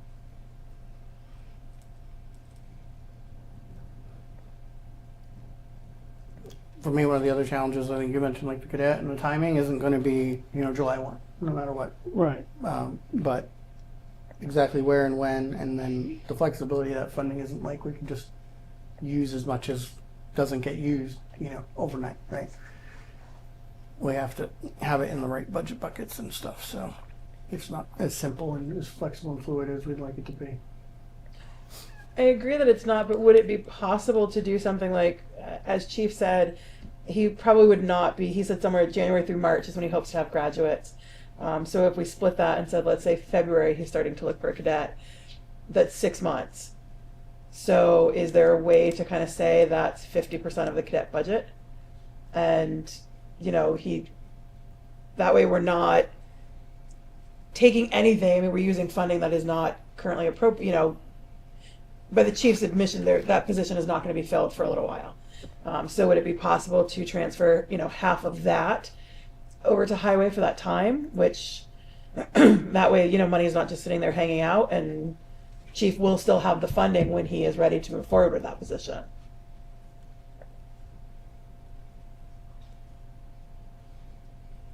Is that number 50,000 roughly in the budget for the cadet? Is it? I want to say 48 or Close- 50. For some reason, close that enough. number sticks in my head. 48 or 58. Okay. 8 sticks in my head, so. All right. 48 or 58. It's in the ballpark. The other thing with the benefits is that's benefited too. So there's some reduction in the amount needed there for the full year too, so. Right. That might be the other half to the 1.5 we currently have. I mean, it's like, take 10, 15 from here, take 10, 15 from here, 10, 15 from here, are we there? I mean, we're pretty close, I mean, we needed what, 60? give or take. Brian put in 10, that leaves us needing 50. If we take 25, that gets us down to needing 15. Or better yet, if we take the 35 because Phil's going to go part-time. Let me rephrase that. Chief Wonka's not going to go part-time. Because he is looking at changing his staffing to per diem for the open position. I mean, that's 35 right there. That gets us down.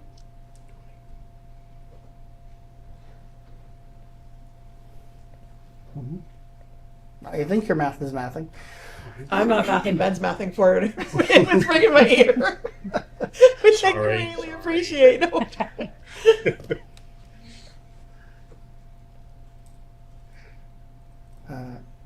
If we need 50, 40, 50, For which 50 is position? probably safe to backfill the vacancy as is. Got it. Yes. So we need about 50 to 60, Mm-hmm. give or take.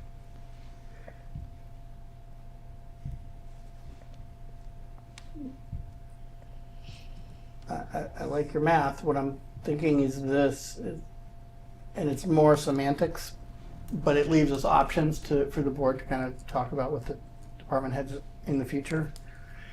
However we define it, it's just dollars in a bucket today, so it really doesn't, we can shift it around as makes sense. But if we took half of the benefits from both those positions, it's 35. Right, so half of them, they still have half year benefits in the budget in theory. We can shift and model that however, excuse me, makes the most sense. Take 15 out of the cadet funding, which still leaves 2/3 of the year of the cadet wage budget. Leaves the firefighter wage budget, and that gets us 50. And directionally, we're probably close enough. I don't know if you think there's any, if we're off a few thousand in your budget, Glenn, that you'll cover it or not. I mean, I'm sure we can find it somewhere. okay. So if we're within 5 or so, we're probably okay.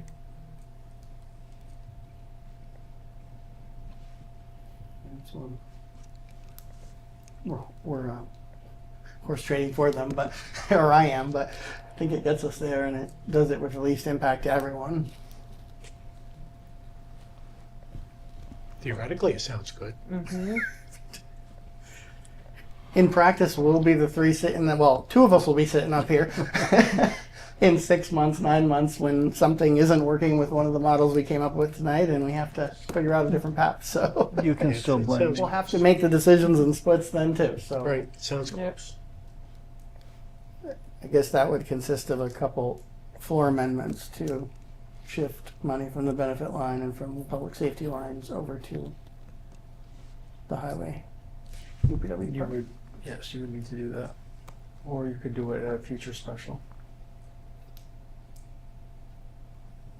If we waited If we- to do it at a future special, Brian, how late in the year could we do it? Anytime. The only thing that you're restricted on is the capacity to raise and appropriate once the tax rate's set. So the other thing that we've done in the past is waited to see if there was new growth that we were unaware of or some other shift in state charges or receipts. And if that additional capacity was significant enough to warrant a special town meeting in, say, September, August, before the Board of Assessors begin their tax rate setting process. So, but moving money that's already been appropriated Yeah. can happen at any point throughout the year At a special town meeting. at a special town meeting. And But- these two boards have the authority in May and June, as we're closing out a fiscal year, to make adjustments between most of the groupings. You can't touch the education funding, but you can move money between the other groupings. So we could quite literally wait to the very last second. Timeline, scheduling Oh, yeah, timelines yeah. and things like that. Yeah. To move money if we had to. Yes. Okay. However, I'm just going to put the caveat to that is if we wait to make the decision on whether or not we're shifting the funding, then we can't hire someone because we don't have funding to pay them. Sure. So we can't advertise for a position we don't have an appropriation for. And You shouldn't. or, okay, good financial policy practice we talked about earlier. Yes, those exactly. policies is we can't, shouldn't. I'm not going to take a loan out to pay our payroll. Right. So the that's one part of it. The back end of that is if we thought we were mostly covered and we're off by a little bit, and there's some shifting we can do in May, June to balance. Sure, I think that's reasonable. But if we delay till June, up to June 30 to do it for the planned budget, or wait into next year to do it with the existing appropriation at that time, I don't think that we can, in good faith, move forward with hiring for the Yeah. department until we've made the decision and funded it. It's my opinion. Just one, but Floor amendment it is. are we all good with that? This is your last opportunity for all three of your department heads to convince us otherwise if you are concerned about the plan or if you are comfortable with what we just proposed, and I'll restate it just to approximately, because we obviously have some flexibility specifically in public safety to shift because it's the same budget line, same omnibus line, right? Yes, all public Within the safety year. together. So it would be approximately, we figure out what the shift is, about half of the benefits for each of the firefighter and cadet positions would be moved out. So you'd only have about a half year of funding for each of you, and we could figure out if that shifted or what to do with it between the two departments as we get there. And taking 15 out of the cadet, which is probably about a third of the year funding. So say through October, November. That would come out of the wage line? So the 15,000 would come out of the cadet wage line for Chief Hulse for the police department. The 35,000 combined, the half benefits for each would come out of the benefit line. It would not come out of your budget lines. Can I just say something real quick, Chairman? Come on.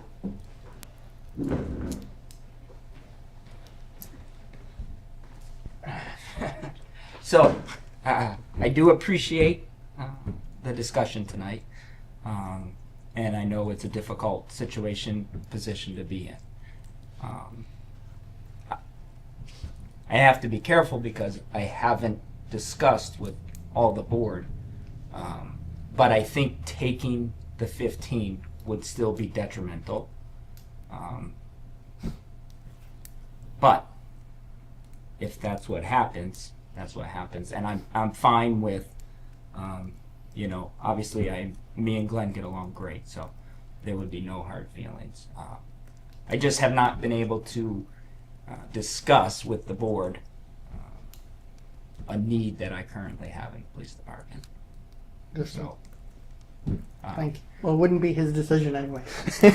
So ultimately, we're the ones that are making that call. So I appreciate that you Telling wouldn't his hold it against him translator. because he probably would be up there saying no if we let him, but we haven't. So I just wanted to say that I appreciate at least having the conversation. Sure. I know it's difficult, and Understood. I just wanted to say that. And I did at the last meeting, respectfully asked him to check with all the other department heads, because I wouldn't want it automatically taken from me if there was other options. Yes, we talked. Yeah. Or even more specifically, did not want to at all take it from anyone. So more of us driving that conversation, not Glenn. So That's all I had, Chairman. thank you, Chief. Thank you, sir.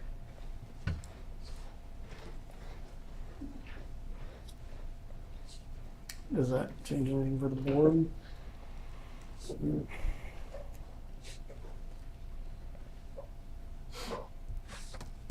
I wish I knew if we felt like we were a little more flush on the benefit line, if we could just take it out of there completely, but at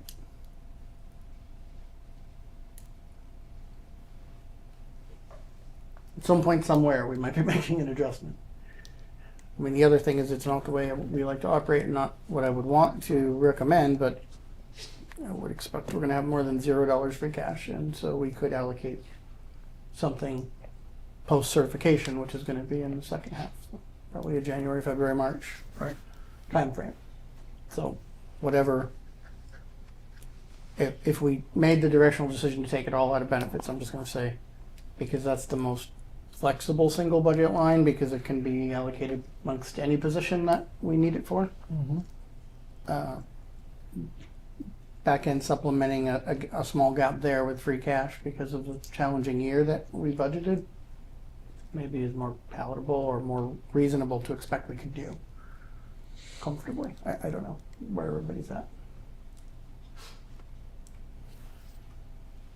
Because theoretically we have a cushion, so we're not technically budgeting knowing we're going to have a deficit. It's just a contingency would be. Ultimately, we have to make a decision, so.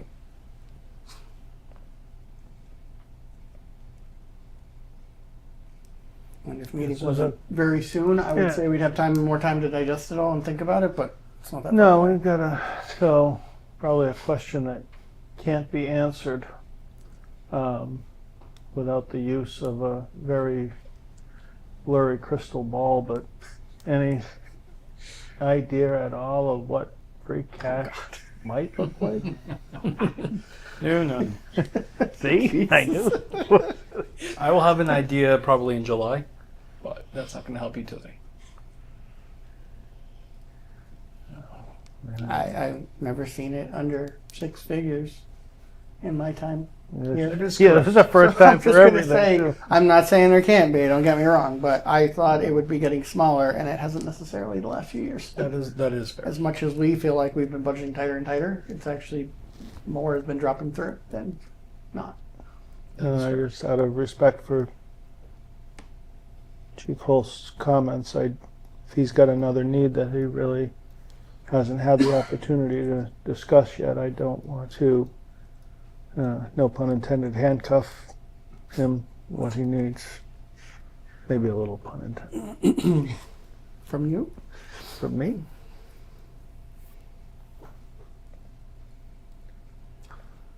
Well, to speed it up, I'll propose that we make a floor amendment to move 50,000 out of the benefit line and move it into the highway salary line.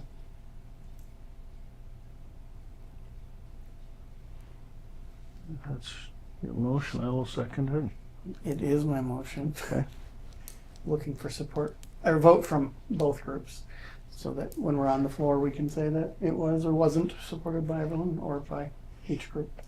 So I have a question of Brian. So moving $50,000 out of the benefit line, does that affect any hiring of future employees that we don't know about?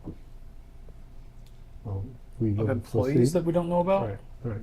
That positions. We've accounted to my knowledge for all the departments, including the school, that we know that hiring will be occurring for. There's always the unknown about life events that there's almost an impossibility to plan for. So to Deb's point, we try to make sure there's a cushion in there to be able to respond when those life events occur. I think if we're going to be making the transition from the 4th firefighter position being a full-time benefited position to multiple part-time positions, therefore it wouldn't require the benefits, that's increasing in theory some capacity within that budget. You still have the unknowns about those life events, but I would say it's relatively it's a safer move. And to the chairman's point, it's not a great approach in terms of planning to use free cash, but it is something that is accessible to you sometime around January, where we would have much clearer guidelines as to where open enrollment would be done at that point. The hiring process for almost all these positions would be concluded at that point. We would have a good idea of what benefit packages have been selected, and then we can project out to June 30 about what your end of the year costs are. So it's not a bad strategy. Two things I would add: we talked about positions earlier. All of those have been accounted for in those numbers. So in terms of capacity, that's above and beyond all the ones that we have identified as vacant, plan to be hired, haven't been hired. We talked about the admin position. That's another one that we talked about it briefly before the joint meeting, but we haven't fully defined what that's going to be. That is a full-time and benefited, but we may not be ready to be hiring for that in July. So it may also be something that's a 9-month or a partial year, not a full year. So again, from a benefit cost overall, And then the last one is that in the current fiscal year, we subsidized the benefit line with how many hundreds of thousands of dollars of free cash? 500, 700? This year? Yeah. Yeah, it was approximately 700. So we just used $700,000 to fund our benefits for 2026, Mhm. and have, at least at this moment, still managed to fully fund our benefits next year and raise and appropriate, and not out of free cash. So it's actually sustainably operating costs. So to have shifted that 700, still managed to do everything else we've done, I just want to acknowledge, like, that's a lot. That we have really stuffed all of that in there, along with all the needs and the required salary adjustments and things that we had to do. So, well, we put a lot of pressure on level funding this year on the expense side. We also did it and managed to incorporate a significant increase Mm-hmm. in costs. So, for me, it would not give me any heartburn if we were funding a small amount of benefits next year out of free cash just to get the rest of the way. I think one of the paths was potentially to amortize that over a couple of years, if we had to, and we really didn't want to go that route, so we never really got very far down that conversation, but we're pulling it off in 1 year, basically in the same year. So, That is fair. all right, I'm done advocating for my motion. Brian, I would just ask if we do this, knowing that the benefit line is going to get even slimmer, is there a way to very clearly communicate with the school that if they did hire without consulting with the town first, that they would be responsible for those benefits coming out of their budget? I know every other department head has to clear it with the Board of Selectmen to have a position hired for, so they are the only ones that have the ability to do that themselves. And so I would just want to make sure that they are aware that there is no wiggle room in the town's budget. So if you're not communicating, then you'll have to figure that out. I can reach out to the principal and the superintendent and make that point clear. Okay. I'm not. We should. I expect them. They've been great partners, so I expect them to be very receptive to that. Okay. We should do that generally For all appointing to authorities. all, because there are more appointing authorities than whether they usually come and ask us or not, or talk to us about it first. Correct. There are others who could do it. Okay. And that's true of departments of moving anyone from non-benefited to benefited. So it's pretty much just a blanket statement. Right. Any increase or change from non-benefited or increase in benefited positions needs Mhm. to be discussed with the board, or you need to have the funding for those benefits in your own budget, because Got we it. won't have them outside of what has already been planned. I will communicate that to all of Does that everybody. make sense?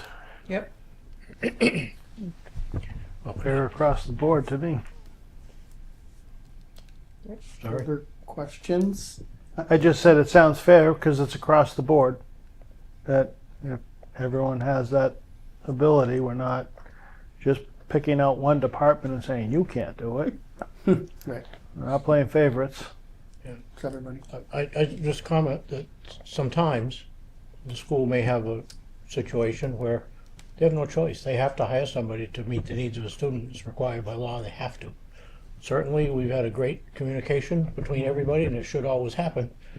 But even when they cut their 11,000 that they were asked, it was with this belief that we're going to continue this cooperative effort. If we get further down the year and we miss something, or we need something, or they need something, that they'll come and talk to you.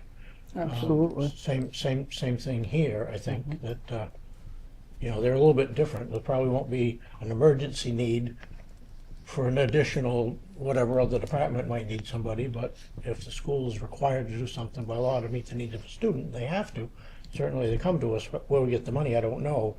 But I don't know that they have an extra 50,000 in their budget that they can just come up with, as it was stated here. I don't know that they do, or how they would accomplish. I have no idea. Maybe just to be sure it was clear, the point being, if you're an appointing authority and you choose to add someone that changes your benefits upward, then it's expected you either come to us first so we can try to find a solution, because if we have to, we'll find it somewhere, we'll do something, right? Or you need to have it in your own budget if you just decided to do it autonomously. That's all. Okay. Not that we wouldn't have the conversation and sort it out. Just like secondary ed, we said if we don't have the right funding, we'll sort it out. Thank you. We'll find a path. So, right. All team effort. I mean, that's what the whole point of this meeting is tonight too.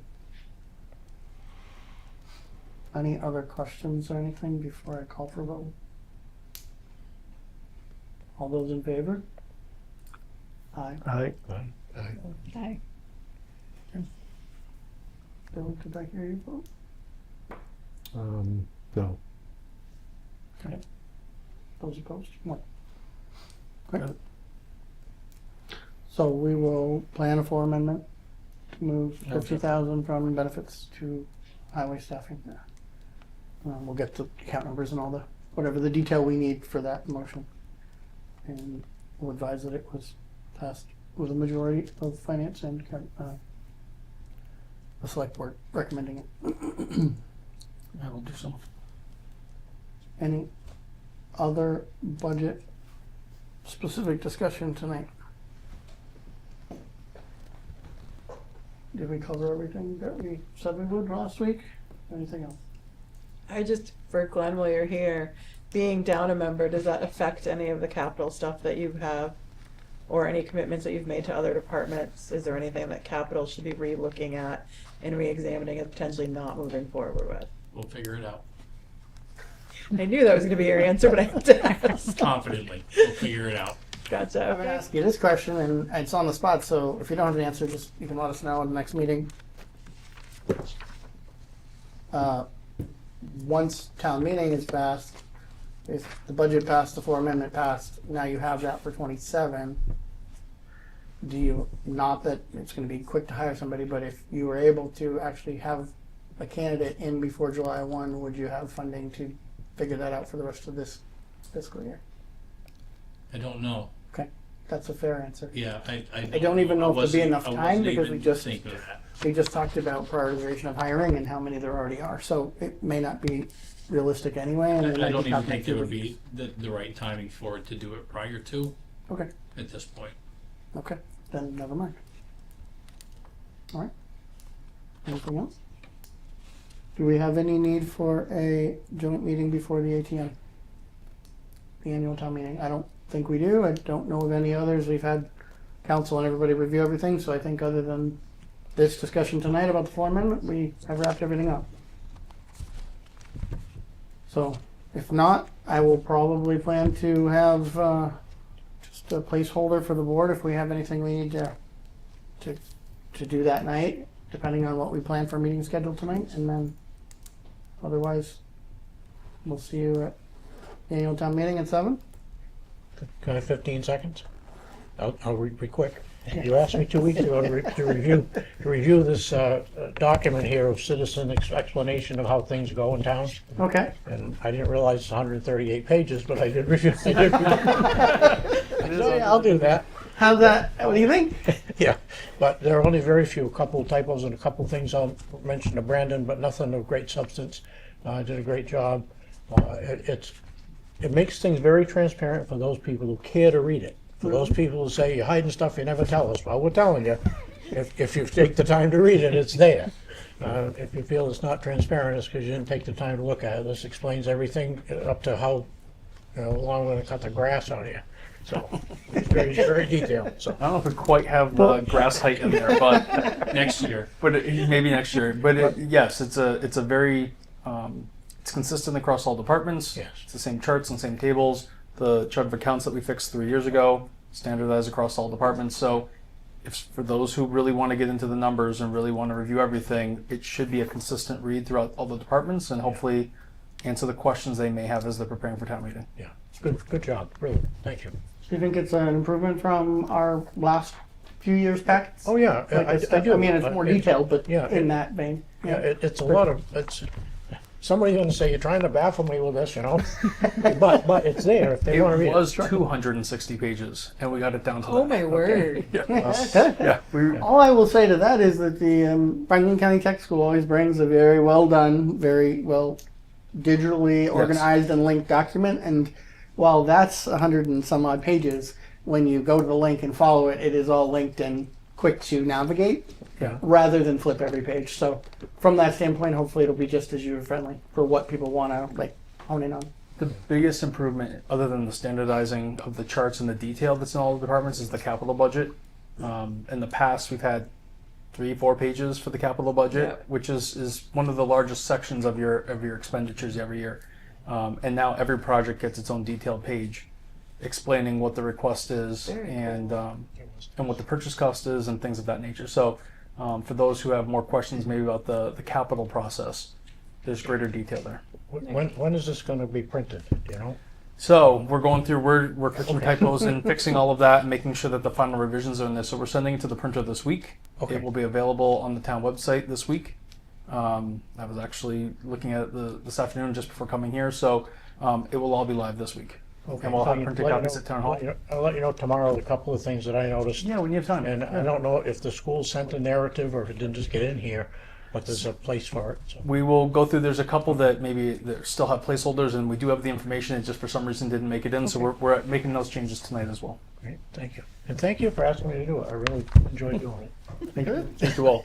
Sorry it took longer. Sure. Reconciling the changes that you made at your last meeting admittedly took a little bit longer than I thought. Brandon and I went through and we changed hundreds of lines to make all the adjustments that you needed. And then once that was done, getting that data out of the budgeting platform into the accounting software, out of the accounting software, which Emily did with me, was 419 lines. Then we had to move it back into ClearGov, which is what creates this book. So translating it 3 different times took a little more time than we anticipated. It's our first year doing all of these systems, but I think we have a greater understanding of what that process looks like now. So The whole team did it under a time crunch later than it was planned. So it was a ton of work to not have it planned out in October, November, but be doing it right now in March, so in April. So thank you to the team and everyone who partook in it, and you guys for reviewing it too. thank you all. If Thank you. someone wants to flip through a copy, we can give that copy over too before you leave, just if anyone wants to look at it before it's live. But Correct. otherwise, Thank you for the 15 seconds. You're welcome. All right. With that, I'll make a motion to adjourn the joint meeting and continue the select board meeting at 8:34 p.m. Second. All those in favor? Aye. Thank you all. See you at the 8th. Now we'll cover yours next. Thanks for staying, Chief. We are done with that discussion. All good? As good as you're going to be from this discussion tonight.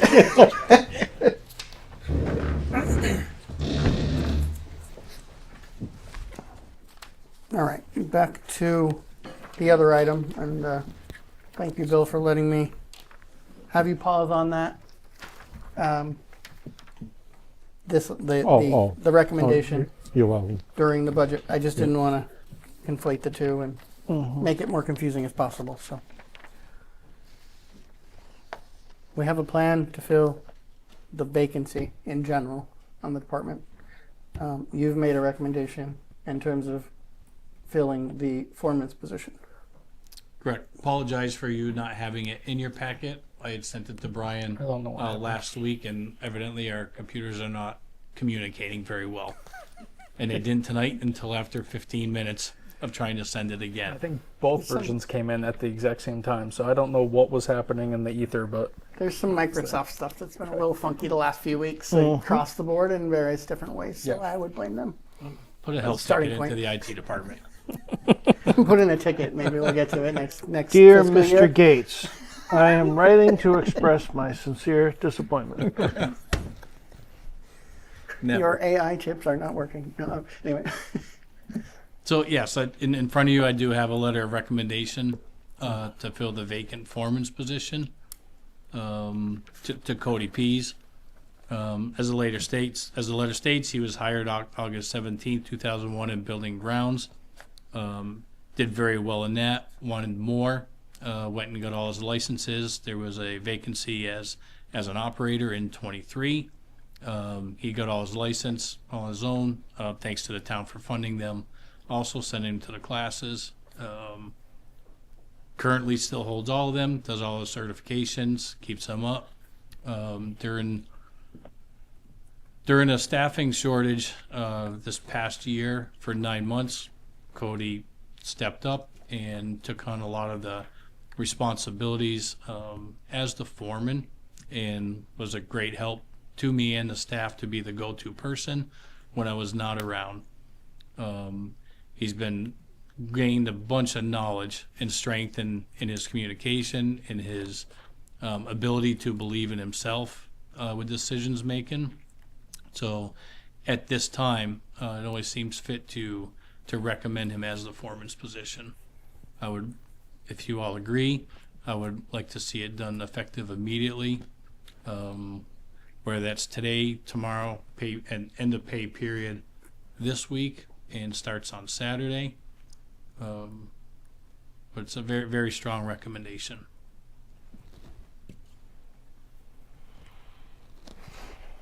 Well, I'd like to start by saying thank you, Cody, for taking the initiative, and thank you for stepping up. I think I've said it numerous times. I've always relied with great confidence on Glenn's knowledge, his experience, and what he's delivered to the town. So having said all that, I would support this move.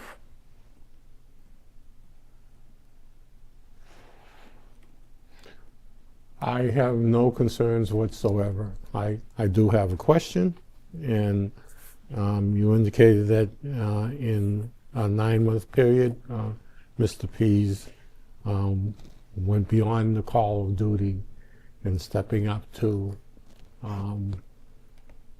see that work was done. In what capacity was that? As the foreman, so our foreman was out. Okay. So, do we owe him some money? That, I guess, would be all up to you. There was not a formal acting foreman's position. He was relied on to guide the staff, the team, in weather events and summer events. There was no formal one, but again, that is totally up to you all. So, Brian, Or how that I works. thought our policy indicated, and if I'm wrong, could you inform us? But if you're an employee is working out of the job description for a period of time, they're required to be compensated for that. Did that occur in this situation? To my knowledge, that did not occur in this situation. Okay. So I'd have to research this. But I think maybe to bridge that a little bit, like Glenn said, there wasn't a formal move into a different position, and I think it speaks to Cody's character and the teamwork on the department that everyone was stepping up to fill and assist with what needed to get done, right, with short staff. Whether or not there was any formal or inherent, assignment, no, but so to whatever that, however that does or doesn't play into it. But I think that's the maybe the difference between what you're getting out of like more of a formal responsibility and more of the team looking to each other and those with experience, right, to give answers when needed and when they could, which I know Glenn appreciated, we appreciate, so not to minimize that either. So just for whatever color that helps. So I'm in favor of the recommendation that you put forward. Thank you.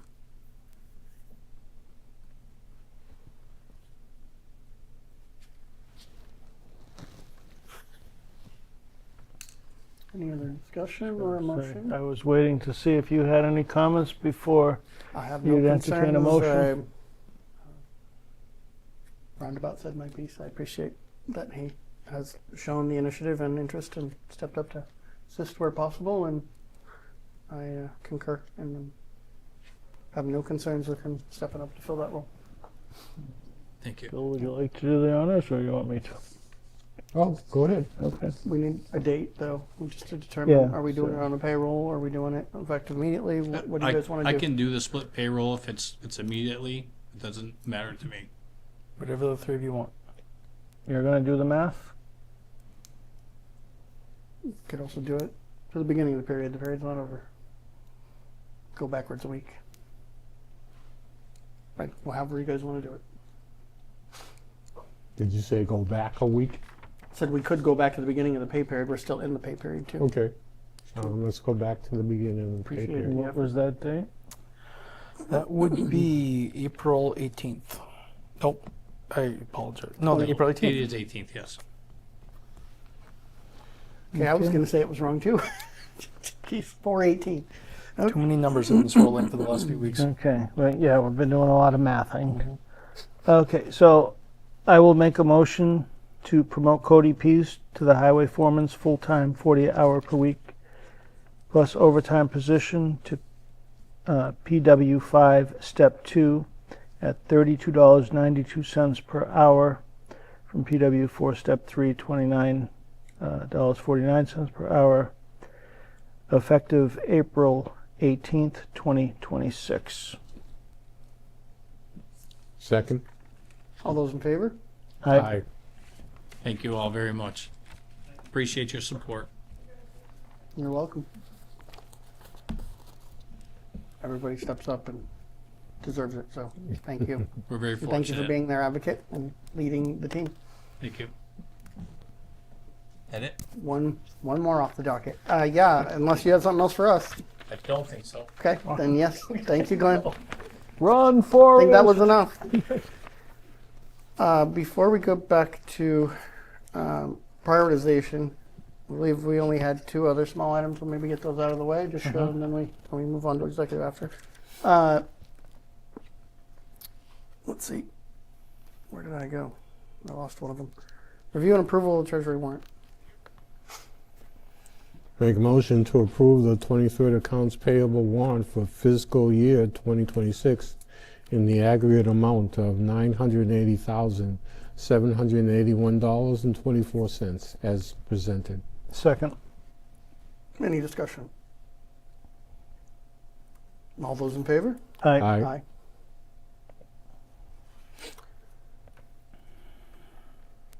Discussion regarding the select board meeting schedule for May and June, as we're trying to work around holidays, annual town meeting, and scheduling specific groups to come or joint meetings, those sort of things. I wanted to get our calendar kind of firmed up for the rest of the fiscal year and see if we couldn't come up with a plan on what and how we're going to do that.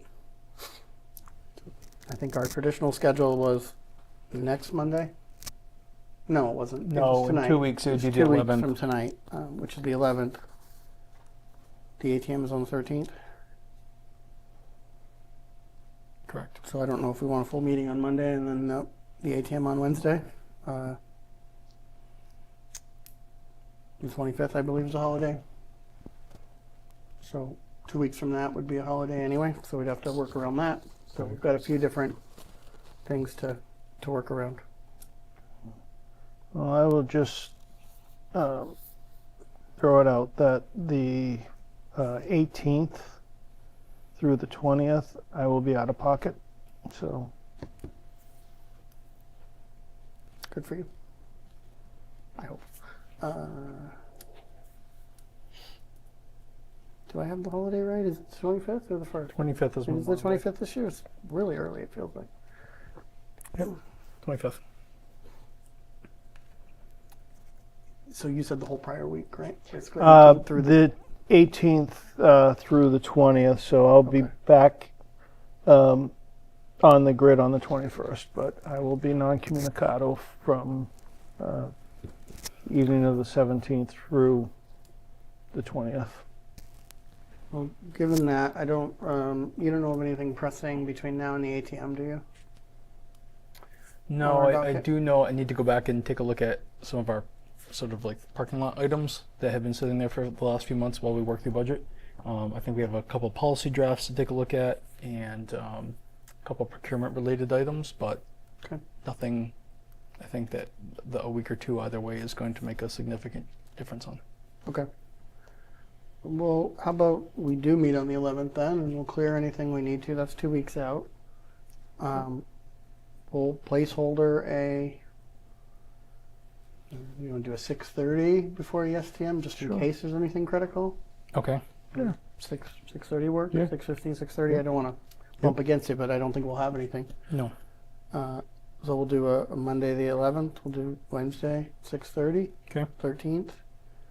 Then, obviously not the next week. The week after, Monday is a holiday. Mm-hmm.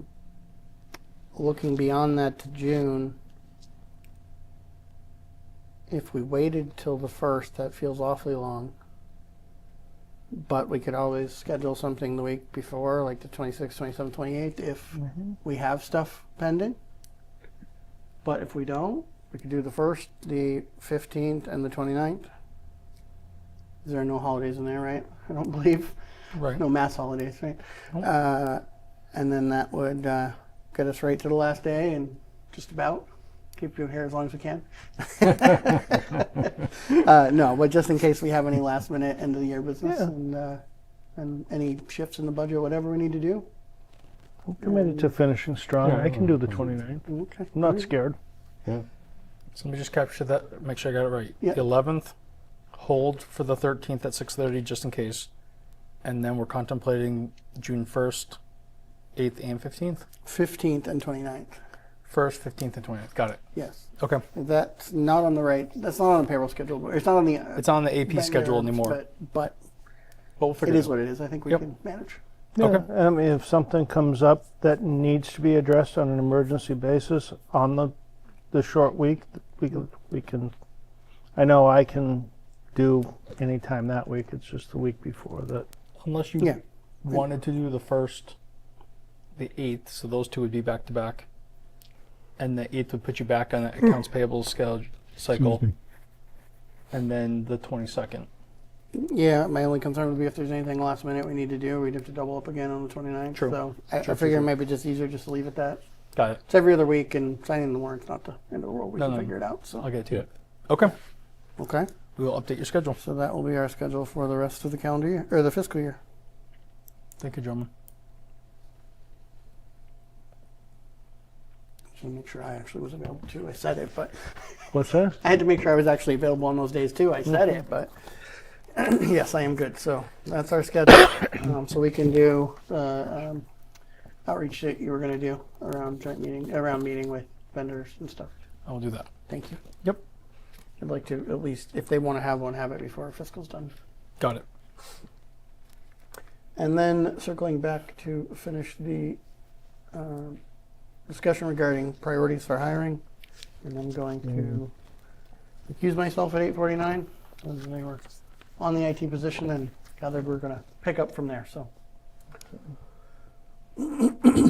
you had posed a question before, right before we broke. I don't remember exactly the details. Something about the closet storage space office. Yeah. So I'm not I have a rough idea of what this space looks like, and I don't know that it would be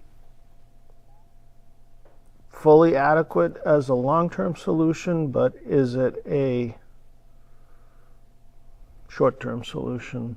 I mean, does it have, my question was, as the IT person, does it have appropriate power and data to drive the type of operation that we are projecting?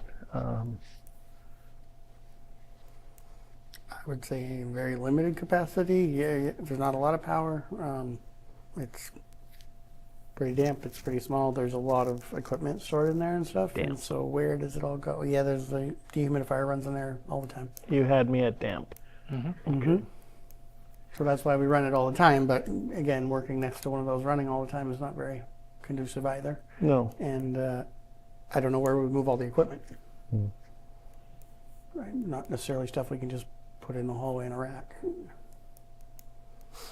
And it's probably 40% filled with equipment, or floor space right now, I'd say. 30 to 40. It's got stairs to the side door too in the middle of it, so it takes up space. It's not, it's not the Well, it's not the largest. I used to work in that that was- little office. I've worked That in it was the too, police so I've worked department. at that main table, the one table we have in there, and I've Right, done it right. as desktop when I've had to work on stuff. But Right. it's doing that for I 4 mean, to I 8 think- hours on a regular yeah. basis. That's not great Right. by today's needs. I don't know. I think as a short-term basis, I think it's fine for a period, but not long. I mean, I don't know where there's any other space other than What about- partitioning off the main corridor.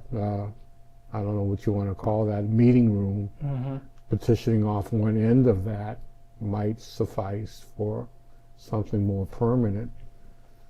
And as well as adding some security for storage, but other than that, I don't know that there's anything else available. Are you thinking downstairs? Yes, yeah. I would like to suggest that that line of thinking that you're going down is what we need to do on both floors. Yeah. I think we need to take a look at what was the former library space, which we've been using as a meeting room, and partitioning that in a way that makes sense to create 3 or 4 offices. Yeah. And I think we need to do the same thing in what was the select board's meeting room and contemplate an office or 2 out of that space. Right now we've got 3 offices sharing that space. And on quiet days, that works okay. On the days that they're all working at the exact same time and the public's coming and going and interacting with them or different department heads, it can be distracting and overwhelming to get their work done because the functions are not the same. And so they're overlapping with each other. So I do think we have sufficient space in town hall for our current needs. I don't think it's configured correctly. And whether we do that through physical partitions with actual doors and walls long term, or whether we look at more appropriate, I hate the term cubicles, but some sound deafening partitions and some other spaces that help make that shared space a little more compartmentalized and a little more conducive to work. I think there's a couple different options that we could meet with the different town hall staff and departments and come back to the 3 of you with a proposal. I would just hate to hire this individual and get them excited to start their new job with us and then not have a specific plan for where they're going to work. And I think that's a great first impression. I can volunteer a bedroom upstairs, and put a lock on the door, and We'll I can call the move town hall furniture annex. out. Yeah, annex. So, so In an emergency. yeah. So a couple of thoughts. One, both of those spaces were designed, and the mechanicals are for Some of an the open challenges. space. So if we're going to fully partition it off, we're going to need to wait and consider a capital project at some point, because we will have to both supply and return, and does our current system lend itself to that change, or do we have to make a bigger change? Not saying it's not doable or that there aren't some programs out there that I know I've been able to take advantage of, wearing other hats to offset the investment. So if we were to do that, partition walls, cubicles with sound masking systems, acoustic wall panels would be the way we would have to go until at least next budget season, and consider it as capital, because it could be sizable. And I wish you well. I think it definitely is a capital. It is a capital request at some point.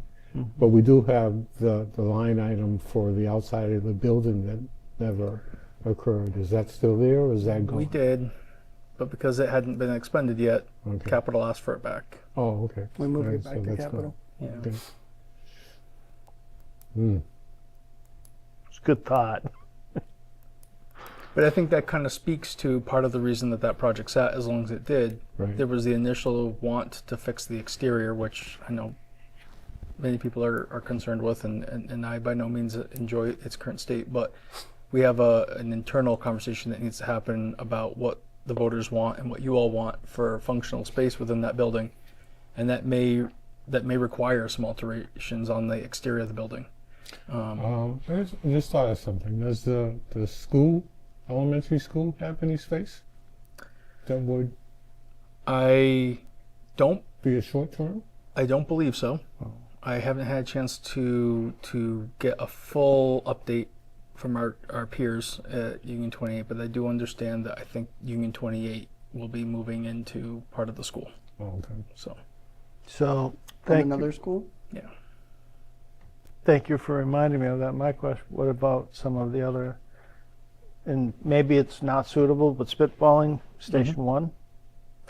So we've been currently using Station 1 to help us out with the highway department. One of the procurements that we'll be bringing to you in the next few weeks is your modular offices for Public Works. That procurement came in. So we just need to put together the recommendation. Thomas and Glenn are working on the references and making sure that we're ready to make a recommendation to the three of you.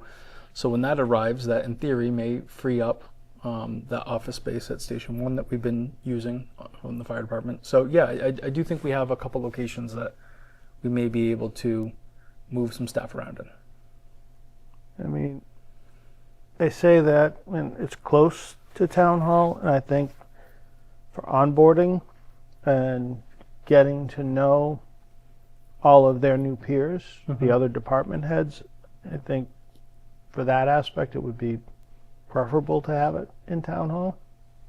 But if not, Would a trailer fit in the parking lot? Potentially. I'm going to rejoin because I think the IT specific part of this has probably moved on. Yeah. More of a generalized conversation. So 858. Where would people park then? Because that parking lot's not very big. Well, yeah, no. You know, what I would offer, and the group got together, but there's more work to be done to kind of keep that moving forward on some ideas, is do we have any funding to do anything sooner than a capital project? Because if not, how many of these people need a place that don't have a place right now? Because he said 4 departments are sharing. It was really 5 people sharing, but right now there's vacancies and one got moved down to the open space downstairs. Right. 2 of them are down there. So they're there already without walls. And so, you know, as we keep doing that, it's only getting more clustered without any division and any dampening and any sort of separation. So, well, it's still, I mean, I know workstation setups and pods and farms can get expensive even with short walls that create some separation. Does it make sense to try to potentially engage somebody to come in and at least quote what that would look like to put a few in upstairs, a few in downstairs in those spaces? We've talked before about moving the voting. I don't remember if we decided or not, but we talked about moving the voting and not doing it there anymore because it's not as accessible as we'd like and a variety of other reasons. So, you know, that problem goes away. It's something that, while power might be a little bit of work, there's first project, make the wireless more robust, and then you don't need some of the wiring. No, it's true. But anyway, there's, I think, ways to make it pretty cost effective if it's conducive to that. And I don't think that would be a permanent solution by any means either. I think it's try to get you 9 to 18 months, 24 months maybe. Well, you make a plan. But yeah, by potentially time. could we do that next door too if we didn't have enough space in that one right away based on other constraints? Yep. Because actual offices are going to have a lot of the constraints that you mentioned and costs. Full walls and things like that. You know, is there potential to continue to leverage the fire station once we have the trailers at Highway? Maybe. Or the open space in there in different ways too if we have to be creative. I don't, you know. Yeah. Are we potentially leasing that space out? No. Darn. Okay. I don't know. Well, darn on one hand and maybe Right. good on the other. Leasing what space up? The fire station one. There was a question about whether or not our colleagues at MassDOT who needed a field office for the Church Street Bridge project needed a space close to the project, and they've decided to locate in a private space and rent for the duration of the project, which is far from the construction site, so it doesn't make sense to us, but it means that there's no other occupant in the space. So. It was just a potential, so just I mean, some ideas. Yeah, as the conversation evolves, I'm leaning more towards seeking out a temporary modular solution to Yeah. get, I mean, I would like to, and without recusing and rejoining and everything, No, I would like to see one of these positions filled sooner than later, and I would like for that person to have a suitable space to settle in. Yeah. And so, like, a modular workstation cubicle, if you will, Okay. might be a Okay. easier short-term solution. So if I can meet with the rest of the town hall staff and other affected departments that work with us on facility-related stuff like Thomas and Glenn, and bring back some proposals to the three of you for consideration? Mm-hmm. Okay. Even if you can get, someone out to come just give a directional quote and sketch Mhm. of like what could be. Mm-hmm. There's plenty of places that do it, and Right. just to give us something even directionally on cost and timing and How feasibility. about A, B, C? Give you a couple options. We're looking for Couple the options, D yeah. cost and the egg quality. No, Got it. No, that's fine. but we're looking for short time, Yep. Yeah. inexpensive, Mhm. effective with Right. minimal Right. change to infrastructure. Got it. I think Okay. that's directionally what could happen quickly, right? Right. Got it. Okay. And see what we can do. Yeah. Then we'll figure out if it's viable for the staff, viable for the budget Okay. that we don't have, and viable Figure to it out. do quickly. Okay. Make Mhm. sense? Yep. Okay. That give you enough direction? I think so. Okay. And in terms of positions and priority, in terms of hiring, you guys wanted to proceed, and I'm not partaking, I'm just asking. Okay, so on I- IT IT. is Yeah. go I ahead, think even Bill, though we don't Bill have and the I space. agree that IT is our primary focus. Yeah. And I will proceed. And I will ask, yes. The part-time library, there's stuff to be figured out. It may not take a lot of load. It's not Right. now. It's not budget. The budget's not here yet, so that's Right. probably low. Yep. Rec, you're working on already. Rec is already in the process. Cadet we already talked about, and firefighter are probably not right away. Only Mhm. maybe firefighter, but there's work he's going to do and bring to Right. us before then. Mm-hmm. Treasurer is going to be time sensitive. And we'll Mhm. If know the one way or decision's the other made, next week. then Yeah. we need to expedite that, which may require another meeting or two Yep. Mhm. on the front end before, and then it may require some changes to our meeting schedule for June if we're doing interviews and stuff. So Yeah, that'd be the and other we thing. could, like I said, We'll I think determine the we screening committee can and all that stuff too.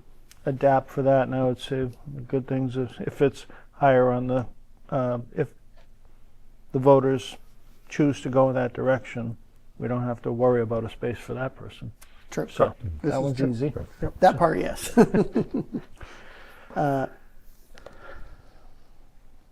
Okay. And then, yeah, we already talked about backfilling the highway operator. Is that the right title? Anyway, we'll be probably targeting in beginning of the fiscal year anyway, so we have time. Okay. Anything else in prioritizing hiring? The health agent is the other one. Yep. And Yeah, I had that Is it as okay to three. proceed? I would like to proceed, I think. I would like to. Is it realistic to be hiring four groups of people, 4 people plus at the same time in different groups, different departments, different screening, different interviews? I'll challenge that if that's a lot. Yeah, the bandwidth is a itself is, challenge.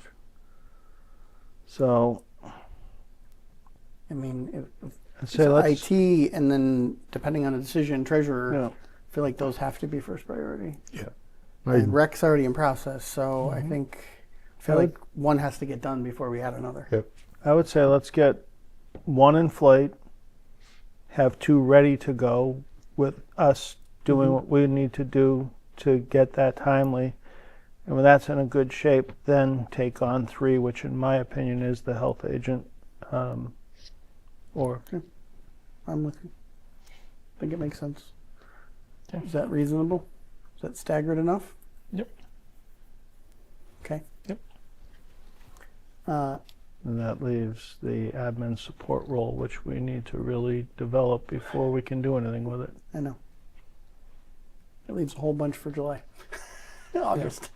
I September. think realistically, we won't really be able to tackle that until late June, early July. Yeah, I think if we're talking about a job description by then, that'd be amazing. Yeah. But I don't know if it's viable. Yeah. Back to the treasurer's position, assuming we have an answer by Tuesday, Mm-hmm. we're going to meet on the 11th. It's a week later. Can we be like as prepared as possible to bring any edits, changes, gonna etc.? Get as close to a final, and then maybe Wednesday before the ATM, if there's any last things to button up, and have it wrapped. Yeah, Is 'cause that we can realistic? Sure. go through Mm-hmm. Okay, the structure that we have now, sure. send them to Brian, is that what you're saying? Mhm. And then we'll have Yeah, a full body. bring it to him even better, or I mean, send it to him and or have it Monday for discussion. Both. Yep. Either both. Hmm? Did we talk about doing a portfolio for this one? I was Or, planning to. You were planning to? Yeah. Okay. I think like we We'll changed largely obviously the take one of the focus. recent ones and kind of revamp it mostly. Yeah, and obviously this one would focus on our financial outlook and what do we have for assets and investments and things of that nature. Take a rough draft stab at a rewrite for the 11th. Sure. Draft. You got it. Get a pile more on for. Not going to reinvent the wheel, we're just going to put different air in the tire. Exactly.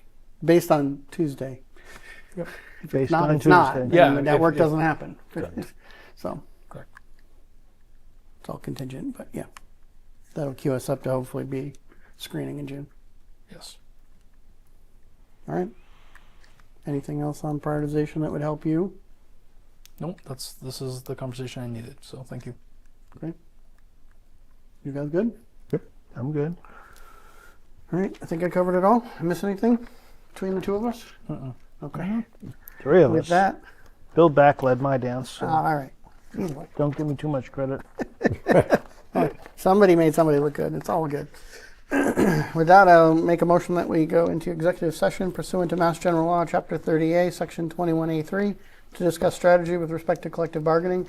If an open meeting may have a detrimental effect on the bargaining position of the public body, and the chair so declares, which I do so declare. American Federation of State, County, and Municipal Employees, Local 1765. We will not return to regular session. Second. Second that motion. All those in favor, roll call. Selectman Moyne, Aye. Chairman Smith, Aye. Selectman Benbury. Aye. Thank you, everyone. Have a good night.